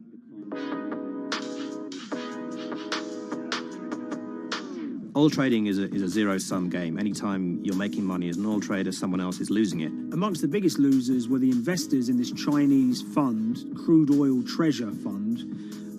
There were thousands of them, and they lost everything. Lots of people had put their savings into oil funds. They lost money that day.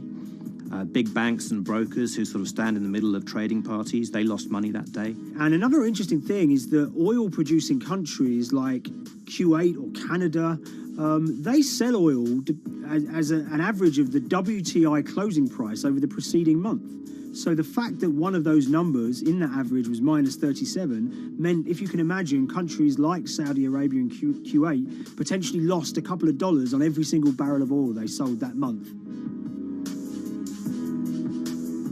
Vega Capital's traders made such an extraordinary sum of money that it was inevitable there would be some scrutiny of what they did. But it wasn't just the sums of money they made.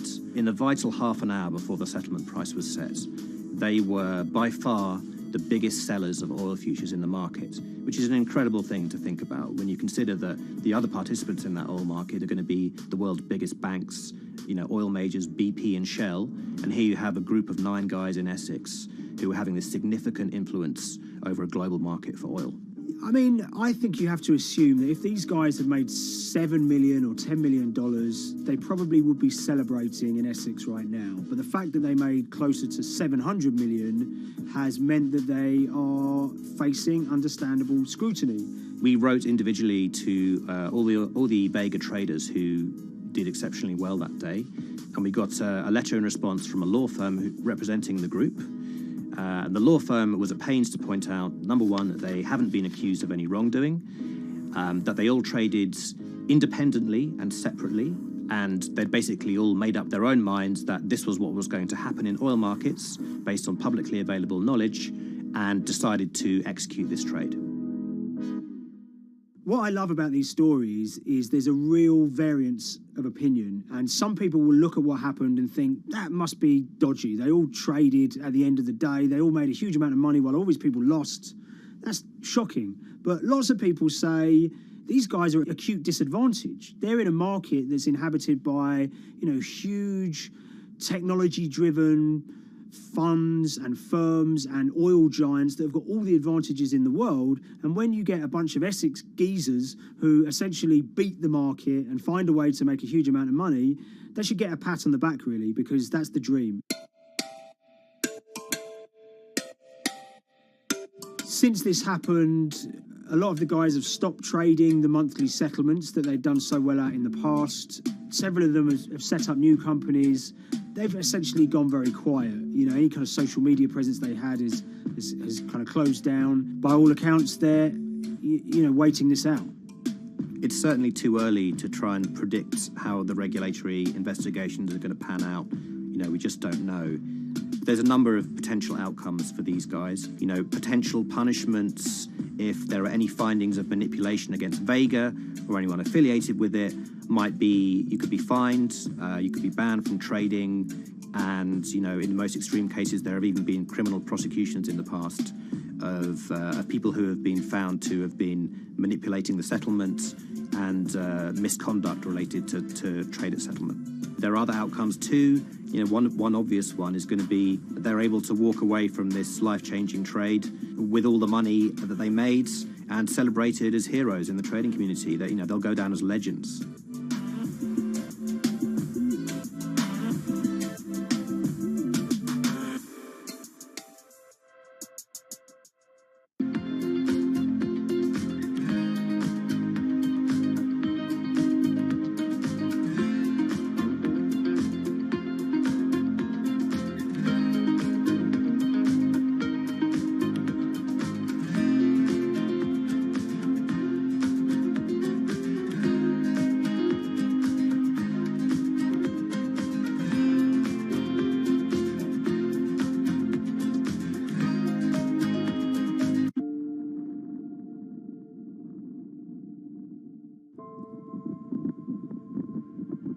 It's very important, given the nature of the climate crisis right now, for the general public to have an understanding of what progress is or is not actually happening. And I think many readers right now, they'll see these hundreds and hundreds of companies making these big, bold climate claims.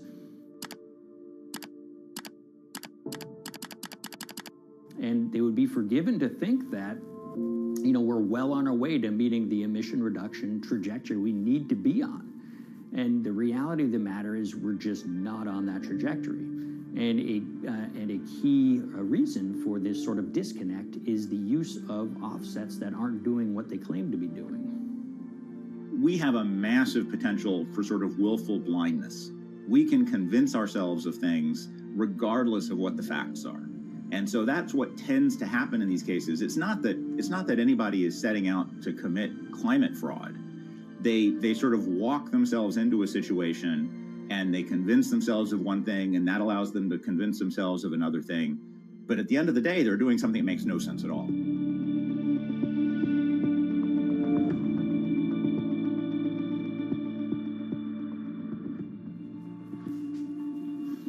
My name is Ben Elgin. I wrote the story about how the billion-dollar market for carbon offsets is setting back the fight against climate change. So one of the challenges in reporting on carbon offsets and trying to figure out what's going on is really finding good experts who have been steeped in this marketplace and are willing to candidly talk about it. One of the best people for this is a fellow named Mark Trexler, and I've been talking to him for more than a decade. My name is Mark Trexler. I've worked in climate change for the last 30 years. I was actually hired by the World Resources Institute in Washington to work on the first carbon offset project in 1988. In terms of defining a carbon offset, one of the beauties, so to speak, of greenhouse gases, sort of the silver lining of greenhouse gases, when you put up a molecule of CO2 into the atmosphere, it can be anywhere in the planet in 7 days. And therefore, if there's an option to reduce emissions on the other side of the planet, and you can do that very cheaply as compared to doing it in your factory, for example, then why not pay that person, that factory on the other side of the planet to reduce their emissions? Then you are, in a sense, offsetting your emissions, and the atmosphere doesn't really see your emissions anymore. So carbon offsets have been around for quite some time, and they were actually key with these international climate agreements, such as the Kyoto Protocol, which mandated the wealthiest countries reduce their greenhouse gas emissions. The treaty was signed on the 11th of December, 1997. Decided. The business community in general saw carbon offsets as a huge opportunity to comply with whatever policies and measures might be coming down the pike on climate change much more cost effectively. We've seen a huge surge in companies making big proclamations about how they're going carbon neutral or zeroing out all of their carbon emissions. We're going to reduce our carbon footprint to net zero. Unilever is committing to net zero emissions. We can achieve a net zero emissions world. We began looking at these corporate claims of dramatically reduced emissions, and we noticed so many of these companies were using carbon offsets to achieve these aims. And as we began to look at the carbon offset projects themselves, what we found is that the environmental benefits claimed by these companies are not actually what they seem to be.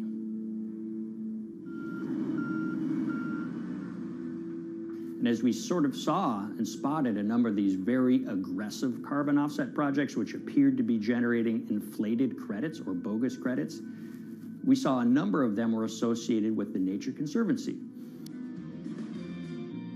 This surprised us. The Nature Conservancy is the world's biggest environmental group. They have about $1 billion a year in revenues, and they've been around for 7 decades.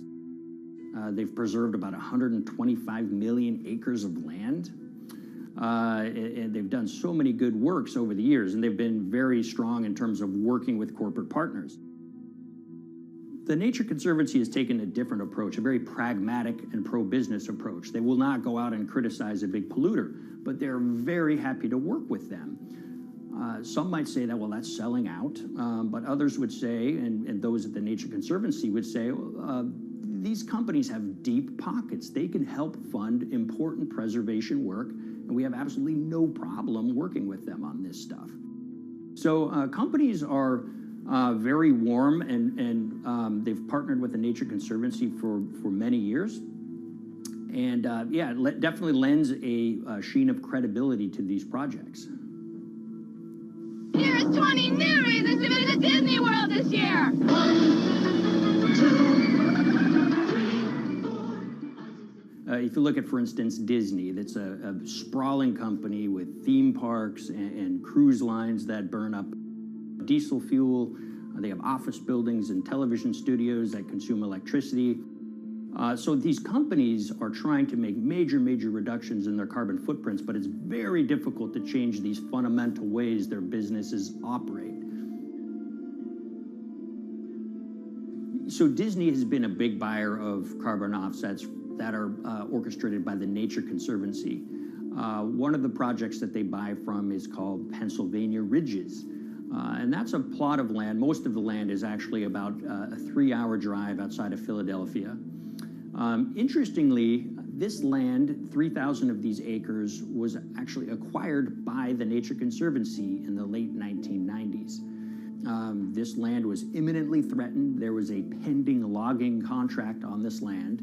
So they do what they've done so well for all of these years, which is they go out, they raise money from local philanthropists, and they go buy this land to protect it from developers and loggers. And at the time, according to an archived version of the Nature Conservancy's website, when they were proudly announcing this deal, they said, these threats have been abated because of this acquisition by the Nature Conservancy. So it's really interesting now, fast forward 2 decades to earlier this year when they put forward this carbon project. And if you look through it, this land is a key part of that carbon project. And what they're now saying is this land is now, once again, imminently threatened. 72% of the trees are going to be cut within 5 years. Now, this is just astounding because this land is owned by the Nature Conservancy. They do not clear-cut land that they've bought through philanthropic donations. So this scenario that they've put forward to get carbon revenues is not really plausible. And what that means is when you have Disney coming in and buying these credits, when it eventually lowers its carbon footprint because of these credits, well, that won't be a credible or truthful claim by Disney.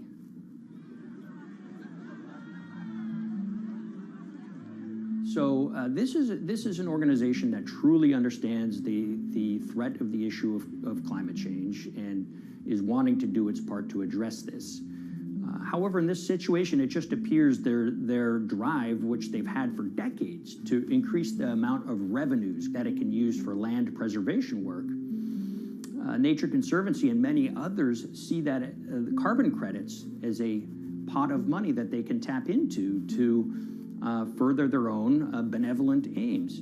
But unfortunately, what this has resulted in is claims of climate progress that just aren't really happening. So the Nature Conservancy defends vigorously these deals, and they and others will say, look, our projects are just following the rules that these registries set up. So some would also put some of the blame on the registries themselves because they're setting up the rules which allow these vapid projects to get up and sold. So we've reached out to all of the companies we mentioned in this story, including Disney. They didn't want to be interviewed for this story, but they all told us that, look, we have to rely on the experts out there, and those experts, they say, are these carbon registries that have been set up. Most of these Nature Conservancy deals are set up and sold on this exchange. It's called the American Carbon Registry. Now, it's the oldest of these registries that allow voluntary carbon credits to be sold. They've been around since 1996. What these offset registries do is they set up rules, and any carbon offset project has to follow those rules. But there's this tension that's always there. If the rules are too strict, then it's going to be very hard for carbon offset projects to get up and running. So there's this balance going on where the registries want rules that attract projects, but they don't want it to be so strict where it will disincentivize projects from getting listed. One of the challenges with designing carbon offset systems is that there are normally two people at the table. You have buyers and you have sellers. And to some extent, you have policymakers, but you know, the buyers and the sellers are really the ones with the expertise, with the incentive to really participate hard, make a lot of things happen. And the challenge there is that both of them sort of want the same thing. or they're both happy with the same thing. They're happy with low-cost offsets and a lot of them, because that works for their business model. You end up, though, with nobody really representing the atmosphere, so to speak. Nobody's really representing the climate in those discussions. And so the policies end up biasing the whole system, and you end up in sort of a race to the bottom, and that's what we've seen happen. You know, when it comes specifically to the topic of carbon offsets, I am a fan of carbon offsets in the sense that they can help mitigate climate change. They absolutely can.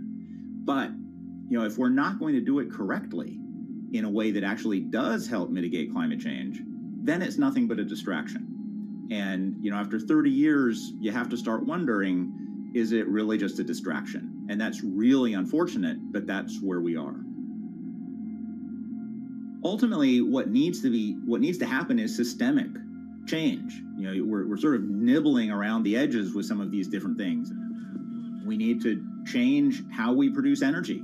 We need to change how we transport ourselves. We need to change what and how we eat.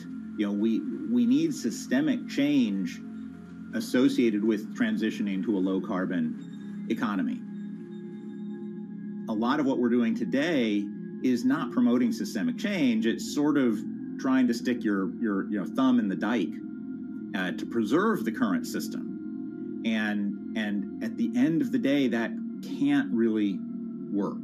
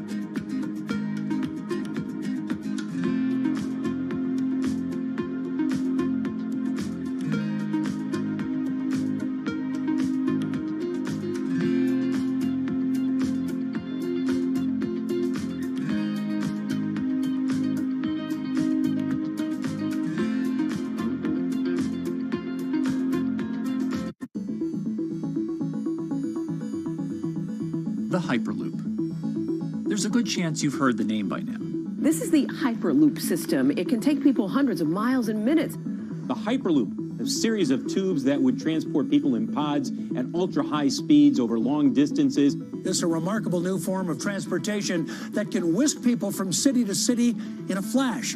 29 minutes from New York to D.C., 30 minutes from L.A. to San Francisco. For years, we've been seeing these futuristic, utopian renderings of some cross between a spaceship and a monorail. But lately, the Hyperloop is becoming much more real. Yes! It was surreal to be even sitting inside a Hyperloop, and just even more incredible to actually be like riding down a track in something that was nothing more than a crazy idea 6 years before. Companies all around the world have been developing and testing the technology needed to propel passengers at speeds of over 1,000 kilometers per hour. But for many, speed is only the first step to unlocking the full transformational effects of a new mode of transportation. Fast is what we just sort of take for granted in the Hyperloop world. It's the network effects that really deliver the benefit. And that opens up a completely different scale of economic opportunity.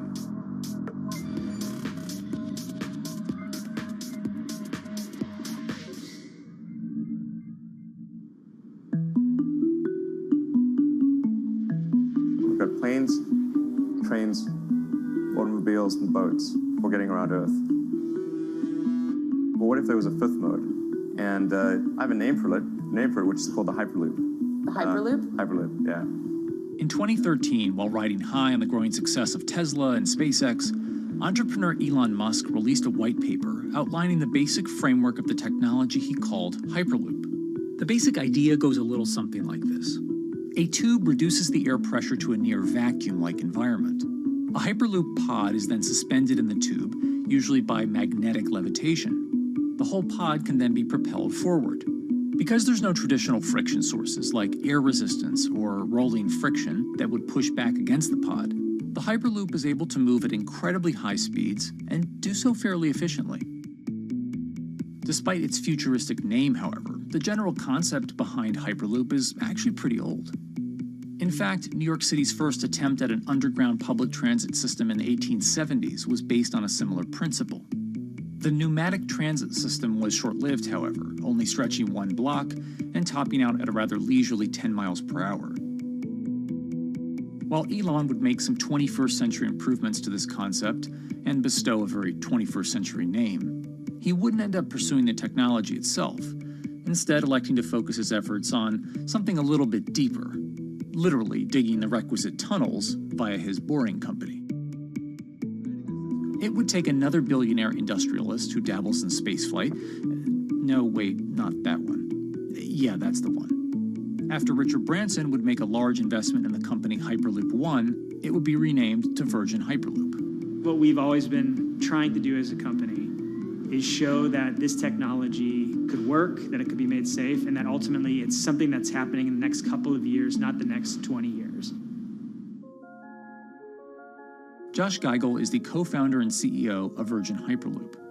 In a familiar tech startup story, he's seen the project go from a garage to a large-scale testing facility outside of Las Vegas. So we started building the first kind of Hyperloop system in 2016. We've done a lot of work, about 500 tests that we've done on that over the last 5 years.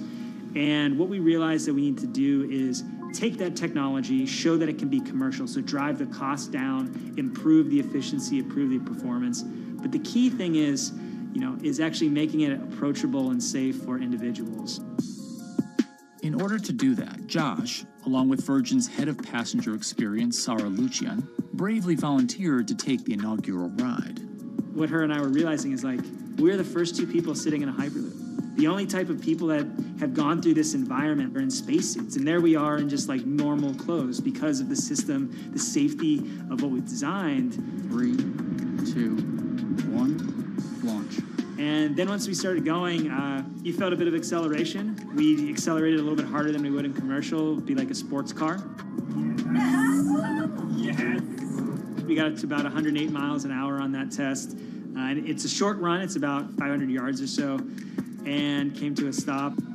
The test, lasting only about 20 seconds and covering only a quarter of a mile at just over 100 miles per hour, is a long way away from a true functioning Hyperloop.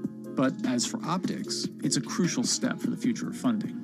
The number one question we got from investors or from project proponents or just people in general was is a Hyperloop safe? And what better way to show something is safe than by actually getting people on it? But convincing investors and governments that would likely be fronting some of the construction costs for an unproven technology is no easy task. First and foremost is the question of safety. Most people don't know how an airplane works, but yet they get on an airplane. They get on an airplane because, it's faster than driving, and most importantly, they've probably gotten off of one before, they've seen someone get off of one before. And so what we set out to do was actually show that Hyperloop could be safe with two normal people, not astronauts, not adrenaline junkies or test pilots or anything like that. Two normal people getting on a Hyperloop, and then most importantly, those two people getting off. But beyond safety concerns, constructing Hyperloops will undoubtedly require a significant capital investment to the estimated tune of around $60 million per kilometer of track. So a track from San Francisco to Los Angeles, for example, is likely to come with a price tag over $10 billion. And before large governments are willing to come in and front those costs, investors who are funding Hyperloop development must accept it as a long-term mixture of technology and infrastructure investing. Investors that are used to short returns because you're developing apps or something to that effect, those aren't the investors that really get excited about Hyperloop. What you start to see is the people that are looking at platform technologies, right? So this idea that because the smartphone existed, Uber could exist, right? So who are the Vanderbilts of this century? And that's the part where you're going to get a lot more no's than yeses. But there's people that have the ability, the fortitude to stick it out, to see the game-changing platform here. Those are the people that we're looking for. And since we've done that passenger test, there has been a lot of interest that's really, oh, this is a lot sooner than I thought.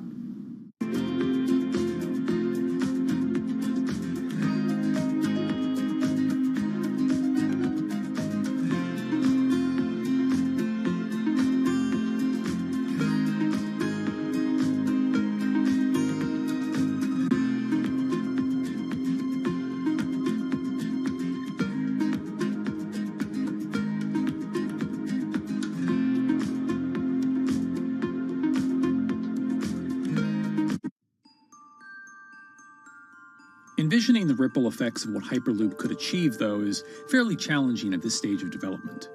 It's fast, yes, but for point-to-point travel, traditional maglev trains can move pretty fast as well. And outside of China, South Korea, and Japan, even those haven't seen much adoption elsewhere due to the high costs and questionable profitability. The Shanghai line in China, for example, loses around $100 million every year. Hyperloop companies, however, believe they can offer something different than traditional railway lines. My name's Alan James, and as far as I know, I'm the only guy on the planet who's written a government-level business case for 300 kmh conventional high-speed rail, 500 kmh maglev, and 1,000 kmh Hyperloop. It's fundamentally about moving people from where they are to where they want to go, when they want to make those journeys, and doing it in much smaller numbers. So pod designs for Hyperloop range from 12 to 28 seats, typically. Why are they small? It's because small enables the network to operate flexibly. And a great example of that is the east-west strategic route across the north of England, from Liverpool to Manchester to Leeds. So to get from Liverpool via Manchester to Leeds by train is just short of 2 hours today. It'll probably take you 2 hours driving as well in average traffic conditions. Net result is those three city regions remain three separate entities: Liverpool, Manchester, Leeds. There's very little commuting traffic between those urban areas. Hyperloop absolutely changes that from the ground up. Liverpool to Manchester is a 5 or 6 minute journey. Manchester to Leeds is also a 5 or 6 minute journey. What that effectively does is create a single supercity economy. In this vision, the Hyperloop acts a little more like a highway, where pods have fixed destinations and don't need to stop along the way. Meaning you can travel on a Hyperloop network from, say, Liverpool to Leeds, while the pod behind you travels from Liverpool to Manchester. And if that metro Hyperloop network is connected to other networks from the same location, you could travel from Liverpool to Paris or Liverpool to Amsterdam, all without making a single stop. For passengers, for business, for leisure, that is utterly transformational. For high-value freight and logistics, it's equally transformational. But critically, if you do a Hyperloop network at scale, you begin to deliver massively significant carbon savings too. A multi-regional Hyperloop network could become a replacement for both short-haul passenger and cargo flights and traditional ground transportation, both of which are significant carbon producers. One Hyperloop-connected distribution hub, perhaps at an airport that is predominantly used for international air freight, replacing maybe 10, 12, 15 distributed road hubs. It takes a lot of polluting and inefficient truck haulage off the roads. That itself means roads gain extra capacity. Hyperloops will still need to use electricity to both move pods and maintain the near-vacuum environment in the tube. Proponents of the technology believe that this can be done by using renewable sources, including a combination of solar panels and battery technology that could be used along the Hyperloop itself.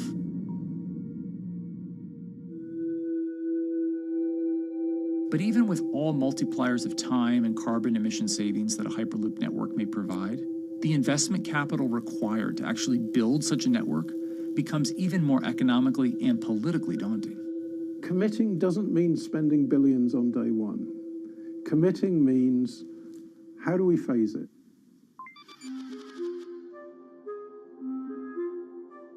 One company in the Netherlands is working to develop that technology, and perhaps more importantly, the international coalition needed to make the Hyperloop network a reality. So we are here in Europe's first full-scale Hyperloop test facility, where we can already prove every conceptual technology of the Hyperloop. This is Tim Houter, a co-founder and CEO of Hart Hyperloop, headquartered in the city of Delft. And while this testing tube might not seem as large as others, inside is a key technology to create the on- and off-ramp type infrastructure of a Hyperloop network. That is, a lane switch. That's something we can already test here. You can actually see it here, that the track is diverging from one track into two. That makes it possible to eventually split up the Hyperloop track in two sections. And in that sense, you can create a complete Hyperloop network that in the end will make it possible to travel, for example, over a whole continent. Take Europe, for example, with the same ease as you can now travel with a metro in a city. The nice thing about this magnetic levitation system that we've developed is that there's absolutely zero moving components in the track.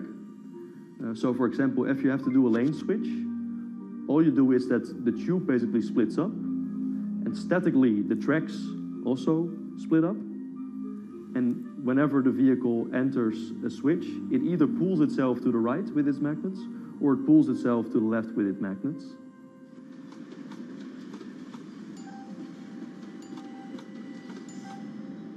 Lane switching on traditional rail requires the physical movement of the rail. Even modern magnetic levitation tracks use lane switching techniques in order to transfer trains from one track to another. And this is a very crucial element, because this is the thing that limits the capacity and, in the end, the usefulness of the rail network. Because the moment that a track is switching, that means that at that moment you are creating an unsafe environment for the trains behind it. So you need a lot of space between trains. In a Hyperloop, because you have no moving components in the track, all the vehicles can be much closer to each other. You can achieve a very high frequency and basically have your vehicles moving and merging in and out of the network very much like a highway. For now, though, Hart's physical testing has been limited by the size of their tube. Because the test track is only 30 meters long, they haven't tested this lane switch at speeds greater than 20 kilometers per hour. However, the company is working to build a new test site where it plans to increase that testing speed to 300 kilometers per hour. We're now in a phase where we have proven most of the most important technologies in the test facilities that we already have. And we have also demonstrated the viability and the feasibility of a network. If you look at all the subsystems that it consists of, most of those are proven systems, already demonstrated in lab conditions. So we don't really believe that the technology itself is going to be the biggest challenge.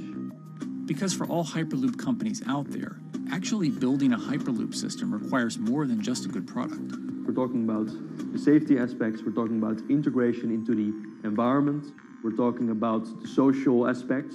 Do people feel comfortable traveling in such a system? So it's about all these different aspects, and the complexity is really getting all the different stakeholders that are relevant and that do need to contribute to bring this to market, to get them all following the same roadmap.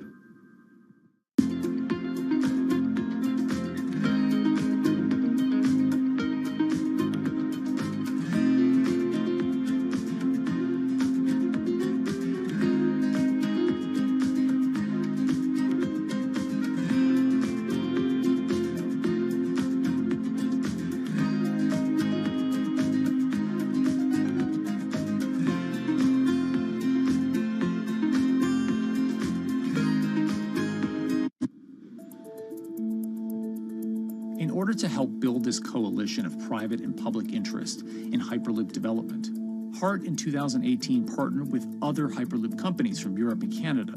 The goal was to define, establish, and standardize the framework to regulate Hyperloop systems. Right now, we are working with all the Hyperloop developers together in setting up the first, let's say, structure for starting the standards drafting. One of the most important goals for HART is interoperability, which is essentially making sure the different systems can communicate with each other. Interoperability is so important because what we want to achieve is actually have this seamless travel experience. So you don't want to end up, for example, going from Madrid to Paris and then switching because you need to use a different technology to get, for example, to Amsterdam. The idea being that as companies around Europe create the first commercial Hyperloop tracks between individual cities, one day those can all be connected to a larger network. Everyone that believes that Hyperloop is a future transport system also realizes that there is a need to have this network because that's where Hyperloop thrives. Hyperloop is such a huge project. It's definitely not something that you can do on your own or as a single company. So you need to do it with a lot of other companies. You need to have the governments. And I think in that sense, the biggest challenge that we've encountered is to really get all the required parties together to take the steps in development and in commercial implementation. HART's next plan is to build the European Hyperloop Center, an open testing facility which will include a 2.6-kilometer test track. And the company hopes to test travel speeds there at up to 700 kilometers per hour. Virgin Hyperloop is also racing to construct the first commercial Hyperloop route, with projects in various states of development in India, Saudi Arabia, and the United States. Recently, the company announced plans to build a Hyperloop certification center in West Virginia, which will include a 6-mile-long test track. Proving the technology here will be crucial if Hyperloop networks can find a home among infrastructure investments that the Biden administration hopes to make. The idea that there's multiple Hyperloop companies, I think, is a redeeming aspect in the business. People really want to see something happen, so having multiple people move forward is good for that. I was struck when Josh and Sarah rode the pod. 2 or 3 of the major outlets used the phrase, "We now have a new mode of transport." And although all of that technology had existed before those 2 human beings rode it, it was the moment at which those 2 human beings traveled that short distance down the tube that in popular imagination, Hyperloop became a mode of transport. The metaphor I use with my team is that, the Wright brothers were first, but none of us fly on Wright Brothers Airlines anymore. If you don't continue to innovate, you're not going to be around, and so we'll continue to be at the forefront of building Hyperloop. Back in 2013, Elon had an idea. I think the difference now in 2021 is some brilliant engineers have spent real time grinding out the details. And I thoroughly expect the next 3 to 5 years to be decisive.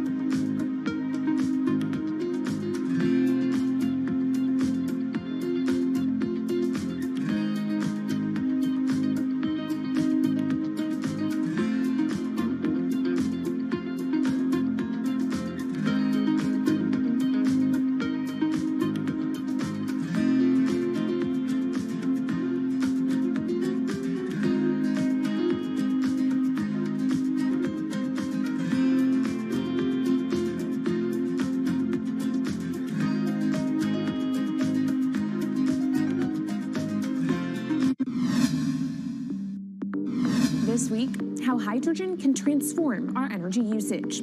We'll look at why the universe's most abundant element could be a game changer in the climate revolution. Hydrogen technologies are not new. They are used in other sectors. We use them in space, on our rockets, and we don't need the laws of physics to change to be able to use hydrogen on our planes. From iron ore to green hydrogen, one of Australia's richest men tells us about his pivot to sustainable energy. Let's take action. It's practical, it's implementable. Let's do it now. Plus, the hydrogen revolution. We'll speak with the CEO of Italian utilities firm Snam about his new book and how green hydrogen could be competitive within 5 years. Costs are coming down and people are waking up to the fact that it's the only way to decarbonize certain sectors. From Bloomberg's global headquarters in New York, I'm Kaylee Lyons, and this is Bloomberg Green.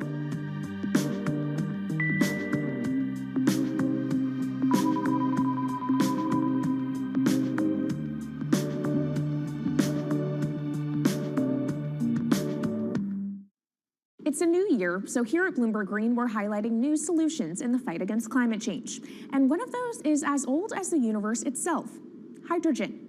It's the simplest element around, but could well be a game changer when it comes to turning around our dependence on fossil fuels. Today, hydrogen is used in the chemicals industry to produce petroleum products. It's also starting to be used in steel production, an industry under a lot of pressure to decarbonize. But it has far more uses as well, from powering cars to heating our homes. And Bloomberg New Energy Finance sees a seismic shift in the sector in the next 10 years as green hydrogen squeezes out dirtier alternatives. So-called gray hydrogen dominates today. But as renewable electricity gets cheaper and more accessible, so will green hydrogen. In this week's edition of Bloomberg Green, we'll explore what this push into hydrogen means for tackling climate change. We'll hear from Australian billionaire Twiggy Forrest about his pivot from iron ore to hydrogen, and we'll also speak with the CEO of Italian utility company Snam about his book, The Hydrogen Revolution. But first, what are we using hydrogen for? And why does it actually matter? Christine Lee Edwards explains. Hydrogen, the most plentiful element in the universe. On Earth, we find it mostly bonded to oxygen in the form of water, or in other gases known as hydrocarbons. Hydrogen gas, H2, burns hot and clean, making it an attractive tool in the race to net zero. But isolating hydrogen from other elements is no easy task. Today, the cheapest way to do this is via chemical processes that break up natural gas. This releases a lot of carbon dioxide.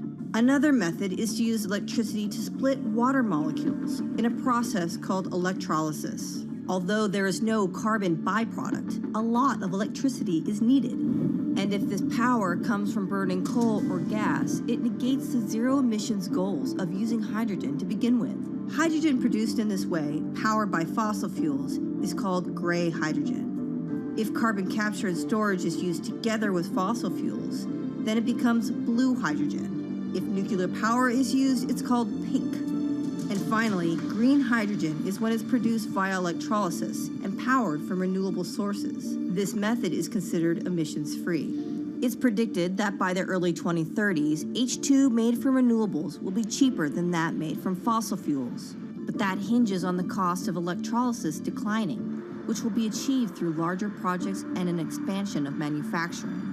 To be clear, vast amounts of H2 are already used today. Global production in 2018 totaled 117 million metric tons. This hydrogen is mostly used for its chemical properties, not as a source of energy, and very little of it is clean. Some sectors like steel could start using hydrogen for these chemical properties, replacing coal. Industries like cement and glass may also use hydrogen as a source of heat. Another advantage is its energy storage potential. It can be stored over long periods of time and used when more power needs to be added to the grid. It also could hold an advantage over batteries in heavy transport and shipping. The promise of hydrogen for energy has been around since at least 1874, when Jules Verne wrote about it in his book, The Mysterious Island. But the future of hydrogen will depend on policy. Countries with net zero targets, carbon pricing, and hydrogen strategies with investment mechanisms are likely to see the highest H2 demand.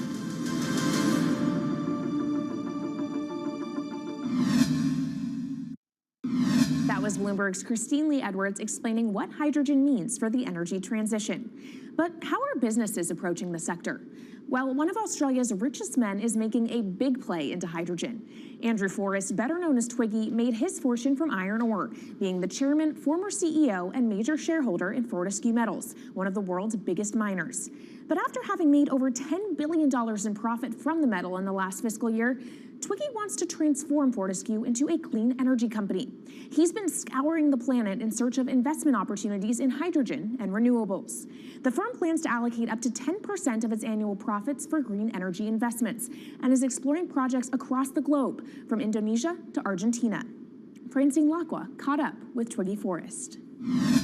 There's only one type of clean hydrogen, all the rest is dirty. Yeah. That is green. If you just say green hydrogen is clean, the rest is dirty, then you've actually nailed it. And, you know, anyone else who produces any other rubbish, any other argument, just look them there and say, why is global warming accelerating if anything you're saying is true? And then you'll know, actually, it's greenwashing. Yeah, but there's a lot of greenwashing because I keep on being told it's a transition. We can't just, make the transition at a click of a finger. So what are we doing wrong? What can we do better? I don't remember the personal computer having to transition the typewriter. I really don't remember that. I don't remember the smartphone having to transition the pocket calculator and the old landline. You know, its transition line is complete rubbish. The lie got put to it 2 days ago when JCB, a really loved British company, every right for the country to be proud of JCB, and Fortescue, holding a bit of a similar reputation, fantastic track record, everyone's been super well from Fortescue, huge balance sheet, super strong. When those two companies got together and agreed a $7 to $9 billion US agreement per annum, right, then that's a real wake-up call to say, hang on, green hydrogen is obviously commercial now. You know, every other form of fossil fuel hydrogen, you know, it can compete with it on price, it can probably lose on price, but what we know, it is cooking the planet. And only green hydrogen, zero methane, zero carbon in the supply chain. Don't worry about the molecules in the supply chain. But at the moment, we're not even phasing out coal, if you look at the G20 communique. So we have a long way to go to talk about only using green hydrogen. Yeah, so look, I have a call, which I'd like to make now, that the world should not fund any more coal-fired power stations, coal mining projects, ever. We should wind them down as quickly as possible because they are cooking the planet just like grey and blue hydrogen is cooking the planet.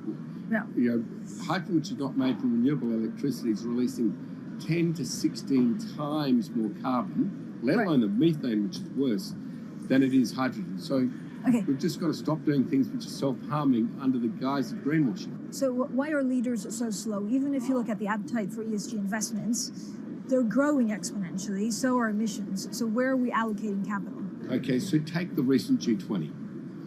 There's probably a reason why there wasn't strong action coming out of the G20 because people were not aware that major transactions between large companies were taking place now on green hydrogen, that actually this pollution-free all the way through the supply chain fuel was now being transacted at multi-billion-dollar scale.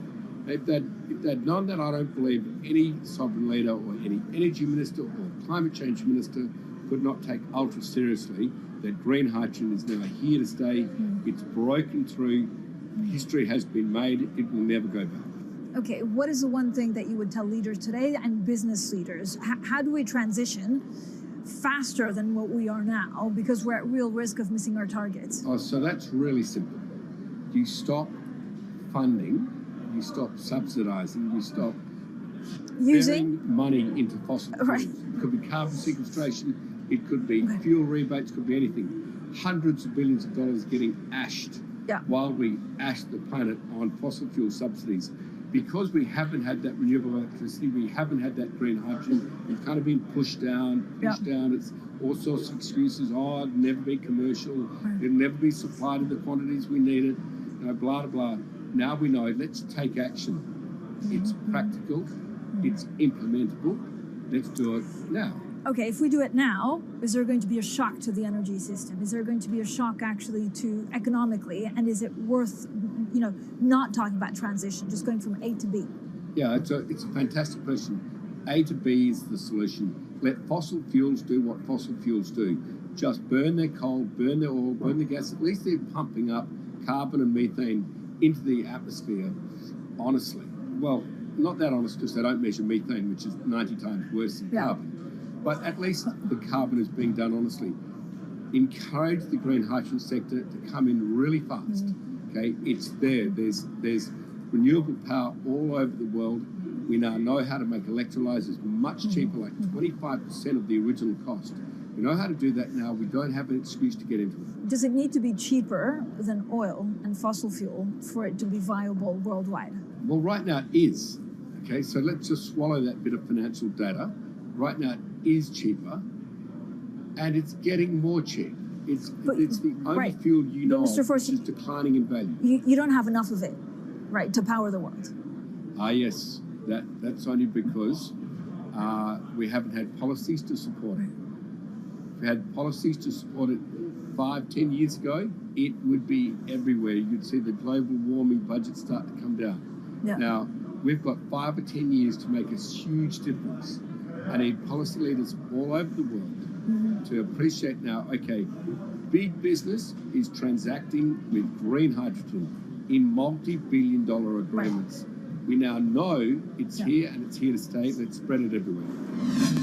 Coming up on the program, the hydrogen revolution. We'll speak with the CEO of Italian utility firm Snam about his new book and why he thinks green hydrogen will be competitive in just 5 years. Plus, how are airlines working to become more sustainable? We'll look at how Airbus plans to step up in the climate fight. This is Bloomberg Green.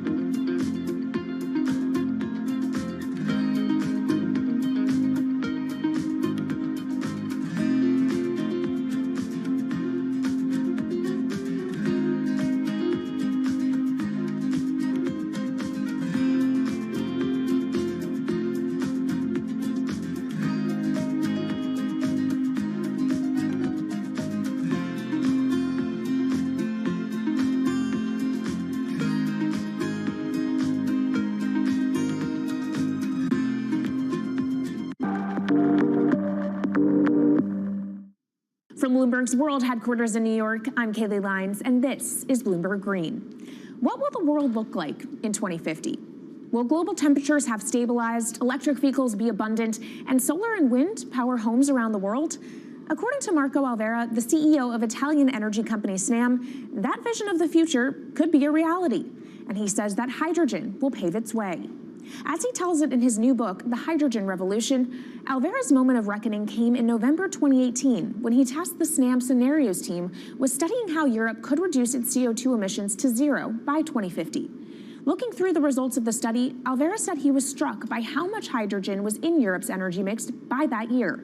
Beyond the abundance of hydrogen, the SNAM model also predicted that it would be the cheapest form of decarbonized energy for many sectors, and that it could be cheaper than today's prices for oil, coal, and nuclear power.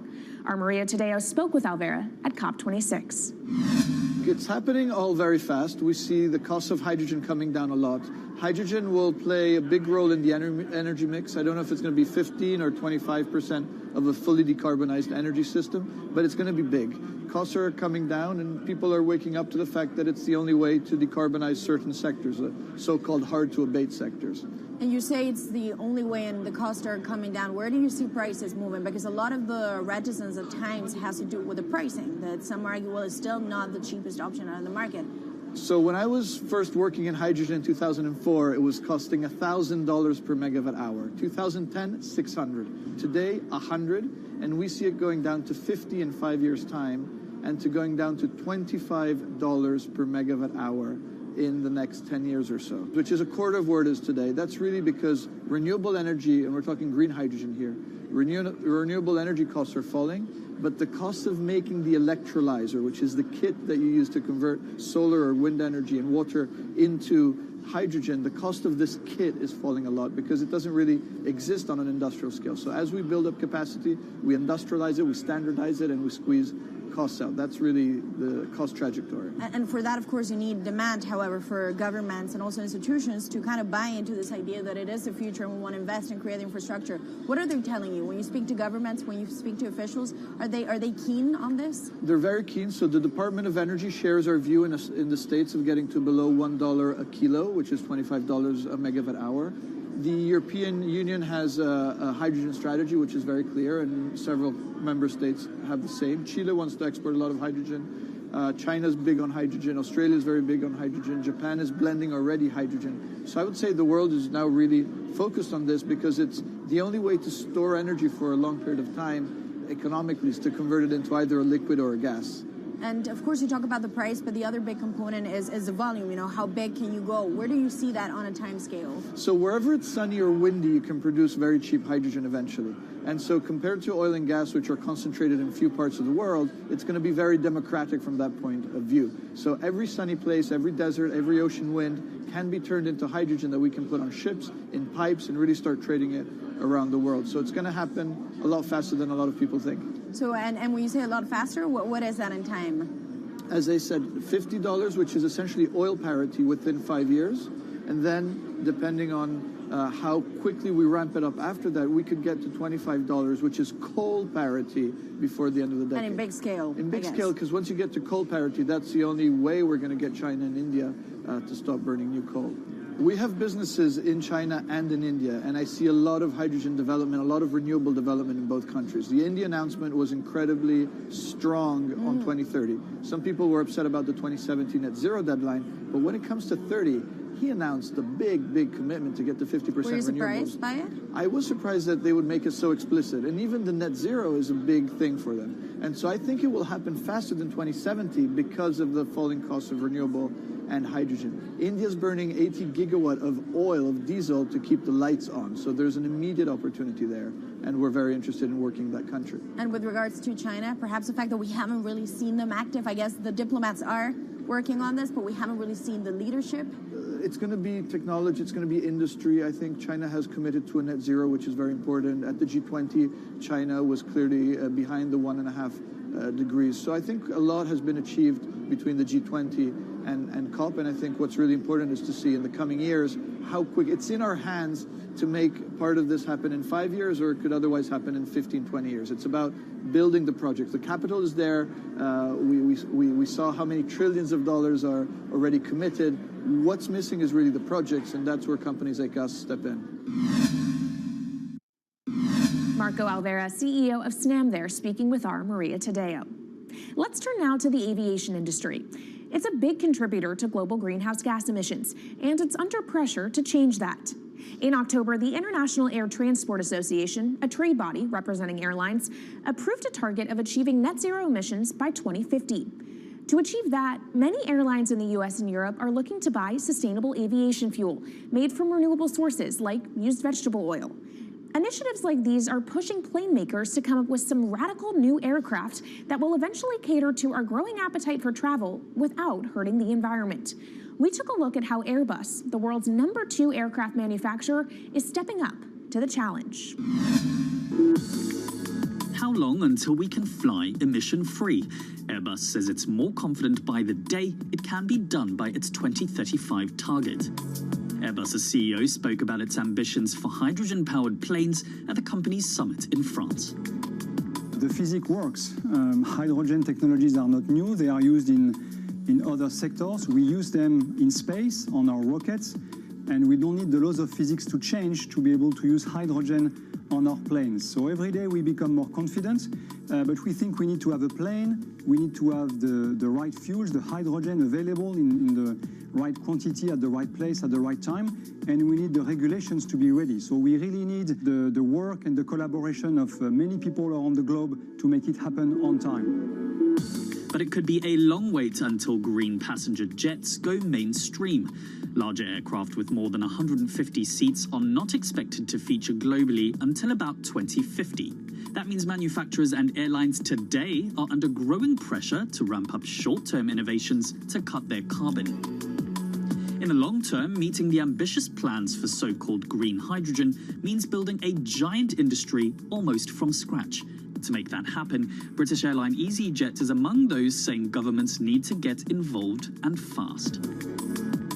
Aviation's emissions over the last 3 decades leading up to the pandemic grew by about 80% to over 1 gigaton, and that's projected to double by 2050. According to Bloomberg NEF, about half of the airlines with the largest global market share have set net zero targets by that same date, nearly 3 decades away. Coming up, from blue sky projects to the bottom line. We'll speak with our Bloomberg NEF expert Meredith Annex and dig into their models about how hydrogen fits into the future energy mix. This is Bloomberg Green.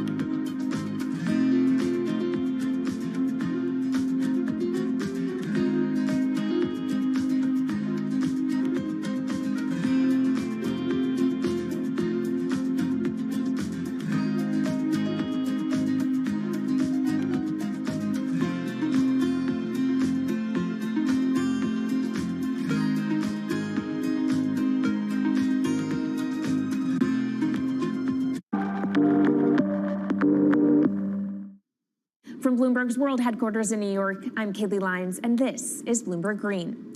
Now let's bring in Meredith Annex, our Bloomberg NEF hydrogen specialist, to talk more about how hydrogen could change the energy landscape.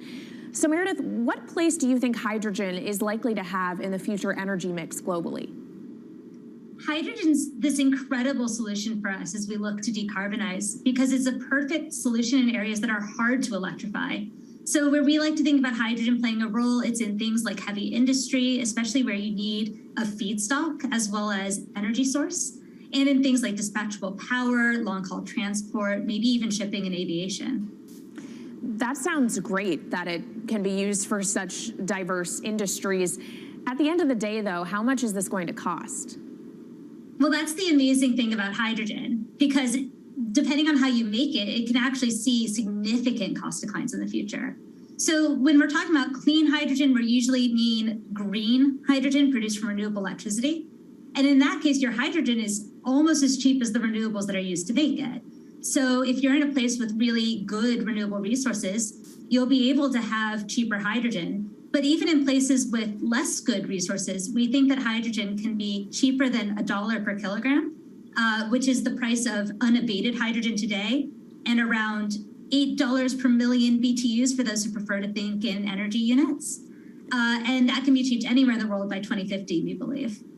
All right, so let's talk about kind of the pros and cons list. I don't know where cost fits into that, but what are the advantages to hydrogen over other renewables, and then what are the drawbacks?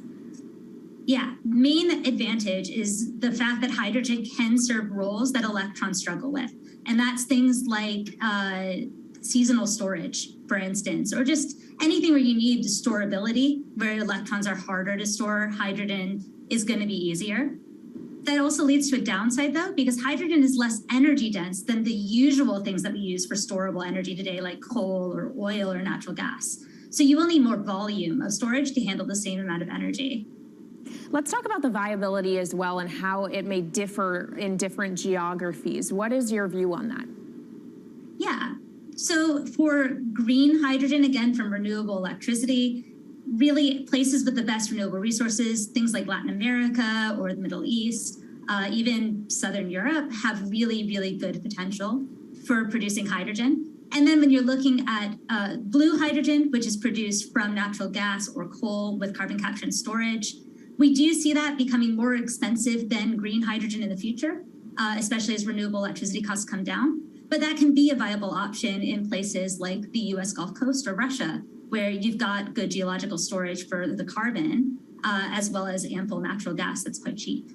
All right, great breakdown. Thank you so much to our Meredith Annex, our Bloomberg NEF hydrogen specialist. And of course, you can get more from the Bloomberg NEF team on the terminal and online. And they've recently done a podcast called Hydrogen 101 as part of its Switched On series. So from iron ore titans pivoting to cleaner energy to talk of a hydrogen revolution, that's it from this week's edition of Bloomberg Green. We'll be back next week with a deep dive into the state of electric vehicles. And you can keep the conversation going by following us on YouTube, Instagram, and Twitter @Climate. I'm Kaylee Lyons from Bloomberg's World Headquarters in New York, and this is Bloomberg Green.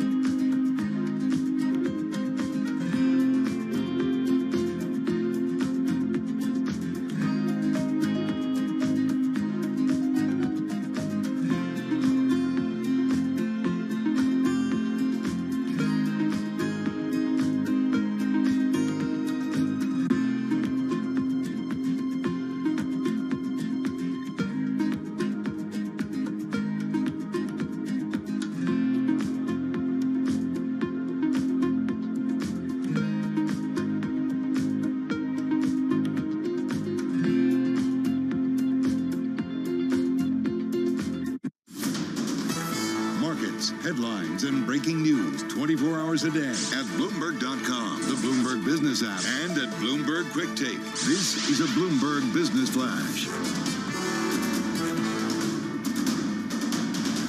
From Bloomberg World Headquarters, I'm Charlie Pellet. A stock market sell-off on this Thursday, February 10th. Stocks, in fact, extending declines after Fed Bank of St. Louis President Jim Bullard said he supports raising rates by a full percentage point by July.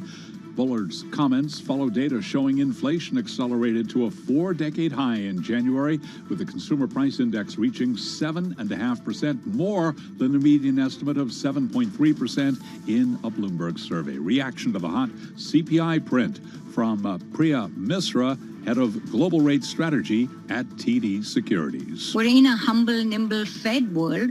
So I think all options are on the table. You know, the market's 50% priced for a 50 basis point hike. And so I think this is where we'll be watching for how Fed officials talk about 50 versus balance sheet runoff. I really think that balance sheet runoff needs to start soon. We're calling for it in May. Is the Fed going to be ready by May to start balance sheet runoff and really ramp it up? And Bullard, by the way, said he was undecided on whether the March meeting should begin with 50 basis points. 10-year yield, 2.01%. It is the first time, the highest since July of 2019, that we've seen the 10-year Treasury rising above 2%. Spot gold up $2.37 the ounce, up 0.1% to $18.35. West Texas Intermediate crude, little change now, $89.62 for a barrel of WTI. Disney, after earnings, pushing higher on a down day for the rest of the market. The Walt Disney Company up now by 3.2%. Investors looking for racy growth in streaming video are turning to Disney, a 98-year-old entertainment company, rather than longtime darling Netflix. Netflix shares are lower today. We are seeing Netflix down by 3.3%. Recapping, 10-year yield 2.01%. S&P down 60 now, down 1.3%. I'm Charlie Pellet. That is a Bloomberg Business Flash. This is Bloomberg Business Week. Insight from the reporters and editors who bring you America's most trusted business magazine, plus global business, finance, and tech news as it happens. Bloomberg Business Week with Carol Masser and Bloomberg Quick Takes Tim Stenovic on Bloomberg Radio. We are live from our Bloomberg Los Angeles Bureau. We are also getting ready to talk about some really important reports today, one in particular. It is Thursday, February 10th, 2022. Carol Masser, along with my co-host Tim Stenovic. As you know, we got a hotter than forecast inflation print. Yeah, 7.5%, coming in above expectations. Look, the experts, Carol, continue to get it wrong. Well, they get it wrong, right? And we now have folks thinking that the Fed's going to be even more aggressive than we thought. We're going to get to it. We've seen a market reaction. We'll break it down in just a moment. Also, shares of these two companies, we've seen them rallying following earnings. We're going to talk with the CEO of Mattel and Sonos about how their businesses are doing. Also, ahead of the big game, we're going to hear how the big technology company that's going into the game courtesy of Samsung, it is a big screen. And when we say big screen, we're talking big here, football field size. Guys, get ready to be jealous. That's why we were on the West Coast today. All right, went to jail, got pardoned by former President Trump, now back in business. That story in the current issue of Bloomberg Business Week. And we've got a lot of other things coming up as well. Debt in the venture world. An update with David Sprang, the founder, chairman, CEO, and CIO at Runway Growth. All right, let's get to it, and let's get to the Market Drivers Report. Let's set the Business Week agenda. Kriti Gupta with us, Bloomberg Markets correspondent in our Interactive Brokers studio, along with Michael McKee, International Economics and Policy correspondent at Bloomberg News. Kriti, we're going to get to you because we definitely have market reaction. But Mike, it's all about that inflation print, and it's also about Mr. Bullard. It is about Mr. Bullard. Well, the inflation print was a surprise because it comes in hotter than anticipated, and the market was kind of leaning towards a maybe inline or slightly softer number this morning. So a shock there, and it reinforced the idea that maybe the Fed should be doing more and doing it sooner. And then Jim Bullard came out and said, the Fed should be doing more and doing it sooner. And so that caused a lot of stir in the markets today. He's a voter this year. He's often seen as ahead of the consensus. We don't yet know if others are going to follow his lead and agree with him, but he certainly reinforced the market's idea that maybe we get 50 basis points, maybe the Fed moves faster and farther than people had been anticipating. So, Mike, what does this mean for March? What does it mean for July? And what does it mean for the rest of 2022 in terms of number of rate hikes and where we're going to see interest rates at the end of the year? Well, I don't think you can, despite what Wall Street is guessing, I don't think you can really make a very confident guess about where we're going to be at the end of the year, because there are a lot of reasons to think that inflation might start coming down on its own. And it does take a while for Fed monetary policy to get into the economy. But there are 3 meetings between now and July 1st, and Jim Bullard said he wants 100 basis points by then, which would imply either a 50 basis point move at one meeting, which he said he'd be in favor of, or even an intermeeting move, which he said they should discuss. He didn't say that's what they should do. But all of that just raises the question about what is the Fed going to do each meeting, which is going to keep volatility in the markets. And we certainly saw a lot of volatility after his headlines hit the wire. Yeah, no doubt about it. Really clear correlation there. Kriti, come on in on it. Talk about the equity trade. Let's also talk about that 10-year note. All right, 2%. We did it. 2%. You know how hard it was to get to that 2%? We were at 1.9997 for so long. We were just waiting to hit that 2% level. What's interesting is that there's a lot of wonkiness happening in the bond market. And yes, I'm going to use the word wonkiness because there's no clear narrative in the market that you can really use. And I think that's kind of why you're seeing the stock market sell off by so much, because there's no clear signals to follow. There's a little bit of uncertainty. Of course, that Bloomberg scoop did not help the markets here, the idea that Mike just outlined. But I think you also have to keep in mind that CPI was expected to come out higher anyway. That's kind of been the trend that's been happening in the last year or so. I think 8 out of the last 12 prints before this one were actually upside surprises. So this is something the market's kind of attuned to know. Also keep in mind that we had a 1.5% rally in the S&P 500 yesterday, a 2% rally in the NASDAQ. So we were due for a little bit of a reversal, and you kind of saw that in the pre-market with futures coming back down just a little bit. But what's kind of crazy to me is that not only did you have the CPI print and, of course, these Bullard headlines too, but Mike actually reminded me that we had a 30-year auction today too, and there is no one better that can sum it up as Cameron Christ did on the Markets Live. I'm just going to read this. It looks like today's bond auction picked a bad day to have a bad day. I mean, there's quite literally no better reaction because it follows a very strong bond auction of the 10-year just yesterday. So, Mike, do we still debate, though, like you were talking about, and Tim asked about, what happens with rates? I mean, every meeting's live, but the Fed is still, and don't penalize me, but they're still going to be data dependent. I mean, hot print on CPI, but it could start to go down. People have been talking about peak inflation. And we have another CPI report before the Fed's March meeting. So it, in theory, could cool off a little bit. What Raphael Bostic, the Atlanta Fed Bank president, said this week was, don't look at the year-over-year number. Obviously, that's the headline that's going to play badly in Peoria. But look at the month-to-month changes and see if they're starting to slow down. And this month, they didn't. They came in hotter than expected, which is not a good trend.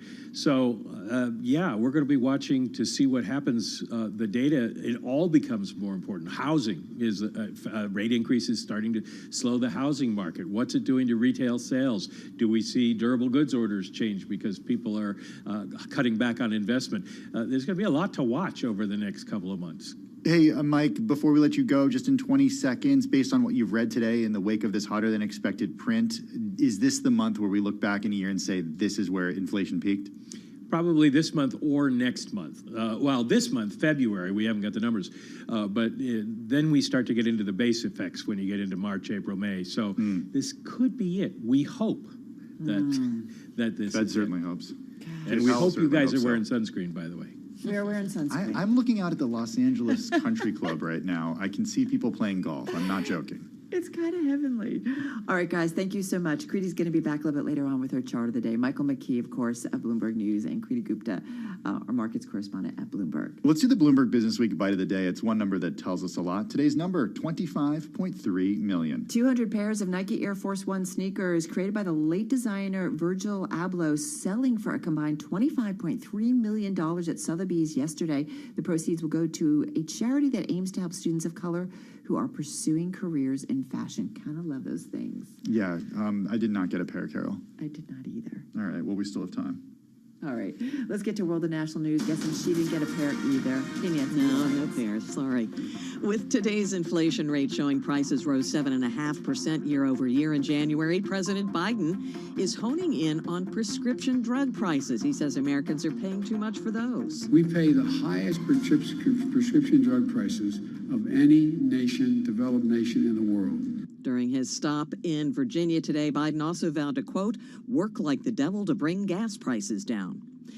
Russia and Belarus have begun their largest joint military exercises in years, with the U.S. and Europe closely watching. Thousands of troops are engaging in Allied Resolve 2022, including maneuvers near the borders of Ukraine, Poland, and Lithuania. The U.S. and NATO allies are worried that the drills are preparation for an invasion of Ukraine, including through Belarus from the north. Troops will use 5 military training areas to practice what Russia describes as the suppression of and defense against external aggression. Moscow has repeatedly denied it plans an attack on Ukraine. In Washington, I'm Amy Morris, Bloomberg Radio. The House committee investigating the Capitol riot now say there are gaps in official White House phone logs for January 6th. The New York Times is reporting while investigators have not found evidence official records were tampered with or deleted, they do know the president was making phone calls during the attack. The committee has subpoenaed President Trump's personal cell phone records from phone companies. Global news 24 hours a day, on air and on Bloomberg Quick Take, powered by more than 2,700 journalists and analysts in more than 120 countries. I'm Nancy Lyons. All right, Nance, thank you so much. Carol Master along with Tim Stenovic. We are out on the West Coast in our LA bureau here at Bloomberg News.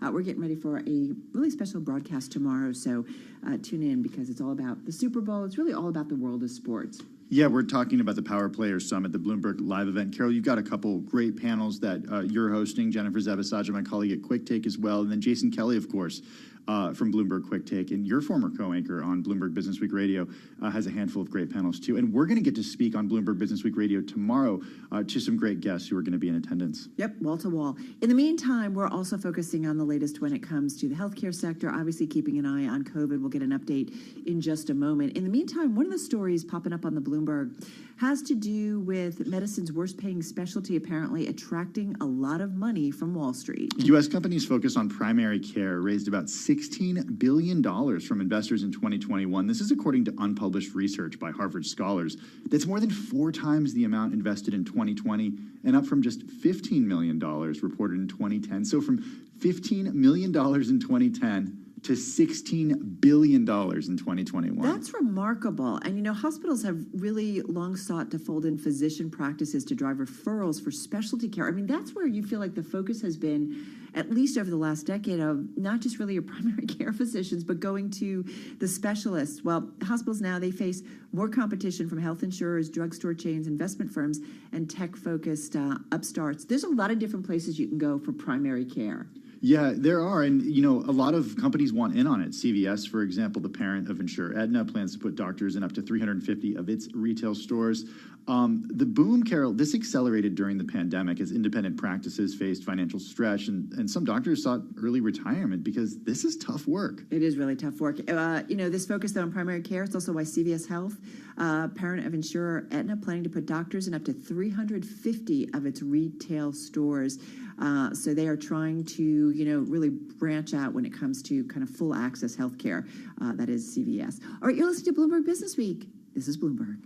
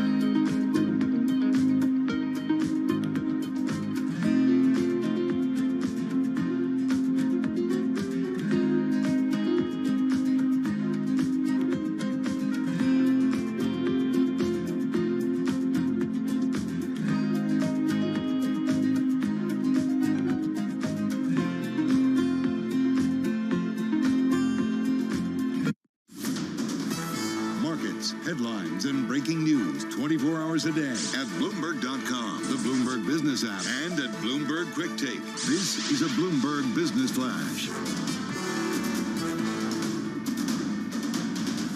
From Bloomberg World Headquarters, I'm Charlie Pellet. The losses are intensifying right to the numbers. We'll give you the why in a moment here, but the Dow now lower by 500 points, down 1.4%. S&P 500 index down 74, drop there of 1.6%. Low of the day right now on the S&P and the Dow. We've got NASDAQ tumbling 245, a drop there of 1.7%. Stocks extended declines after Federal Reserve Bank of St. Louis President Jim Bullard said he supported raising rates by a full percentage point by July. Treasury yields climb. Right now we have got the 10-year yield at 2.01%. Bullard's comments followed data this morning showing inflation accelerated to a 4-decade high in January, with the consumer price index reaching 7.5%, more than the median estimate of 7.3% in a Bloomberg survey.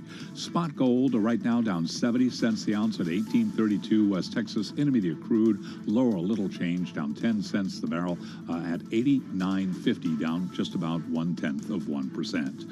After earnings today, Canada Goose plunging now by 16.7%, and Apple says it is increasing the privacy of its AirTag tracking devices after several people in recent months reported that the product was used to stalk them. Apple shares trading lower by 2%. I'm Charlie Pellet. That is a Bloomberg Business Flash. Thank you so much for that update, Charlie Pellet. Bloomberg Business Week is brought to you by SEI. Since its founding 50 years ago, SEI has provided investment managers and asset owners with robust infrastructure platforms and flexible outsourcing solutions. Go to SEIC.com/IMS. All right, you're listening to Bloomberg Business Week. Carol Master, Tim Stanovic. Let's get the latest when it comes to the health pandemic. And lucky for us, back with us is Gigi Granville. She's senior scholar at Johns Hopkins Bloomberg School of Public Health. She is an associate professor in the Department of Environmental Health and Engineering at Johns Hopkins, which is, of course, supported by Michael R. Bloomberg, founder of Bloomberg LP and Bloomberg Philanthropies. She joins us on the phone from Baltimore. Dr. Granville, good to have you back with us. It's interesting. It does feel like, again, we're going through another chapter where we feel like we're moving beyond the pandemic, and we're seeing, various states say you can start to take off your masks. How do you see this development? A good one, a positive one? Does it show some progress? I wish that, well, first of all, thank you for having me, but I wish that people would hold their horses just a little bit longer. We still have really high levels of transmission. We still have many people in the hospital. We have a really unacceptable death rate per day. But we do have some hopeful signs on the horizon, and I just wish that people would, be a little bit more conservative for the next several weeks. What do you think it is that's leading a lot of states to drop their mask mandates? And we're not talking states that are more conservative and politically have been against mask mandates, governors. We're talking blue states like New Jersey and New York as well. Is this politics or is it the science? It's not the science, and I think that that people are definitely sick of everything, and it's understandable, and that includes people from blue and red states. But it's not, and it's true that cases are falling, that the Omicron wave is really it's swept through, but it's still not gone yet, and so I think being a little bit more cautious and trying to keep the things that we want to keep open.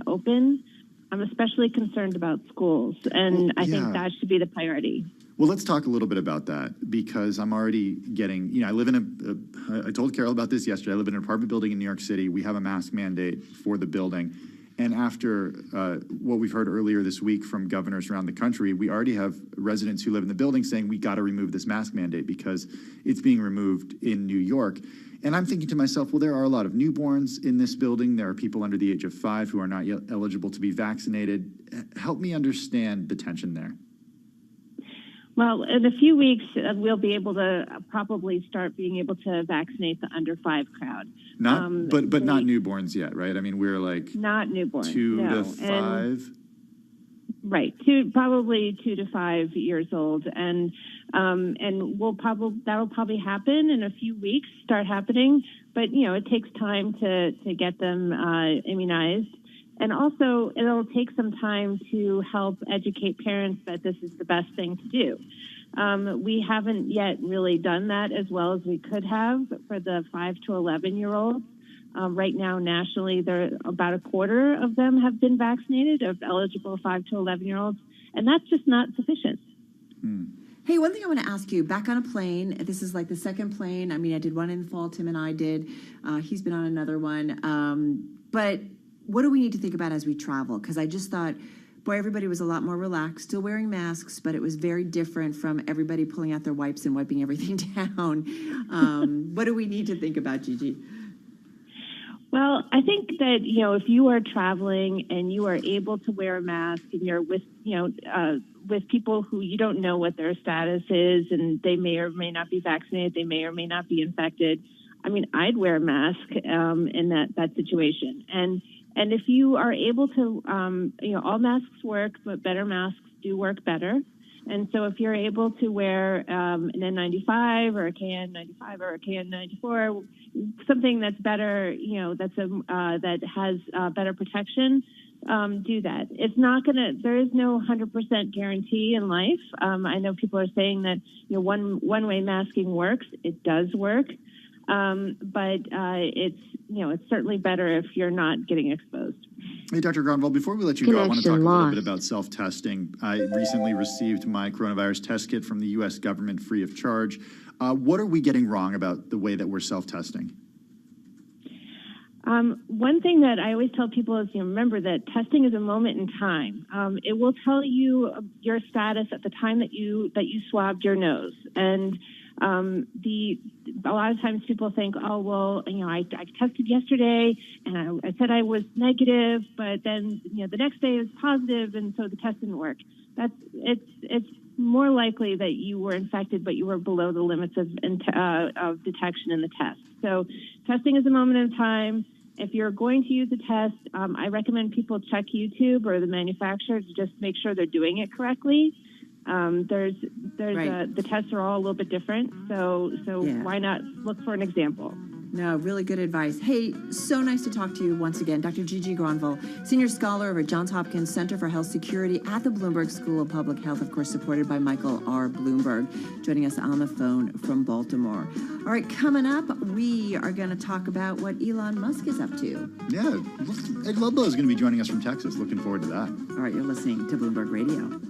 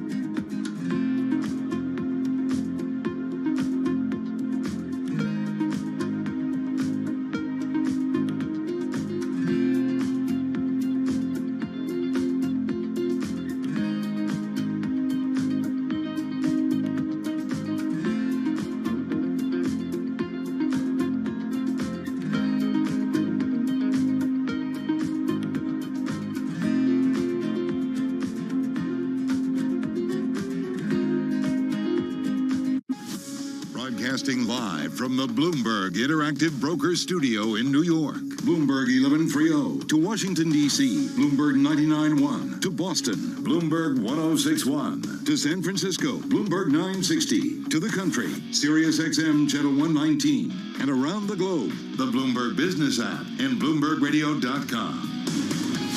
This is Bloomberg Business Week. Yes, indeed, everybody. This is Bloomberg Business Week. On this Thursday, Carol Massar, Tim Stanovec, we are out on the West Coast. And so is, of course, typically our Ed Ludlow. Well, not today. He is going to be joining us from Boca Chica, Texas. And the reason he's there is because that's where SpaceX is going to be demonstrating, or at least outlining, progress that it's made on its next generation launch system. We're talking Starship and Falcon Heavy. Ed follows Elon Musk. All right, we also follow what Charlie Pellet has to say. Charlie, checking in on the markets. Hey, Charlie. Indeed, it is a down day across the board. The Dow, the S&P, NASDAQ, all declining right now, very close to the worst level of the day. However, want to begin with football. Billionaires are starting to circle the Denver Broncos. Sources tell Bloomberg Jose Feliciano, the co-founder of private equity firm Clear Lake Capital Group, is weighing a bid for the NFL team.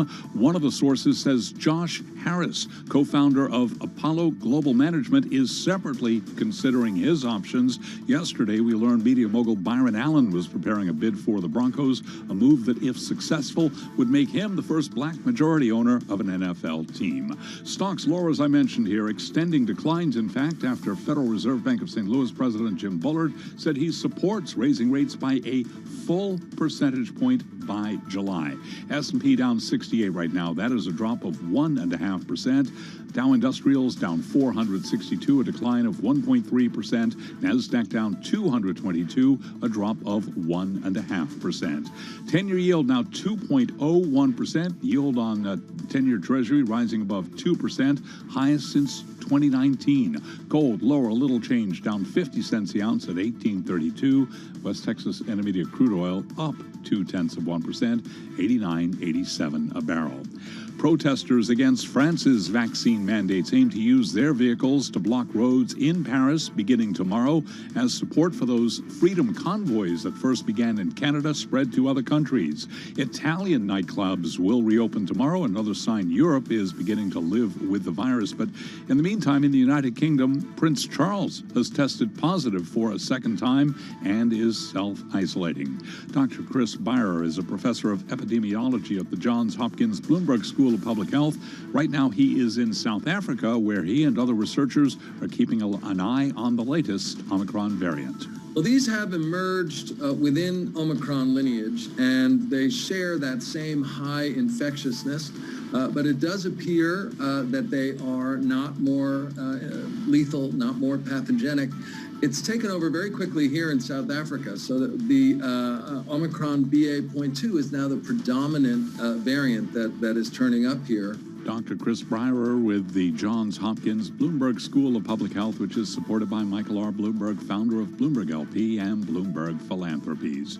Checking some of the vaccine stocks that we check on a regular basis at this time. Pfizer down 1.4%. Its German partner BioNTech, its ADRs down 1.4%. AstraZeneca up 2.7%. Moderna higher by 0.5%. J&J, Johnson & Johnson down by 1%. Recapping 10-year yield 2.01%.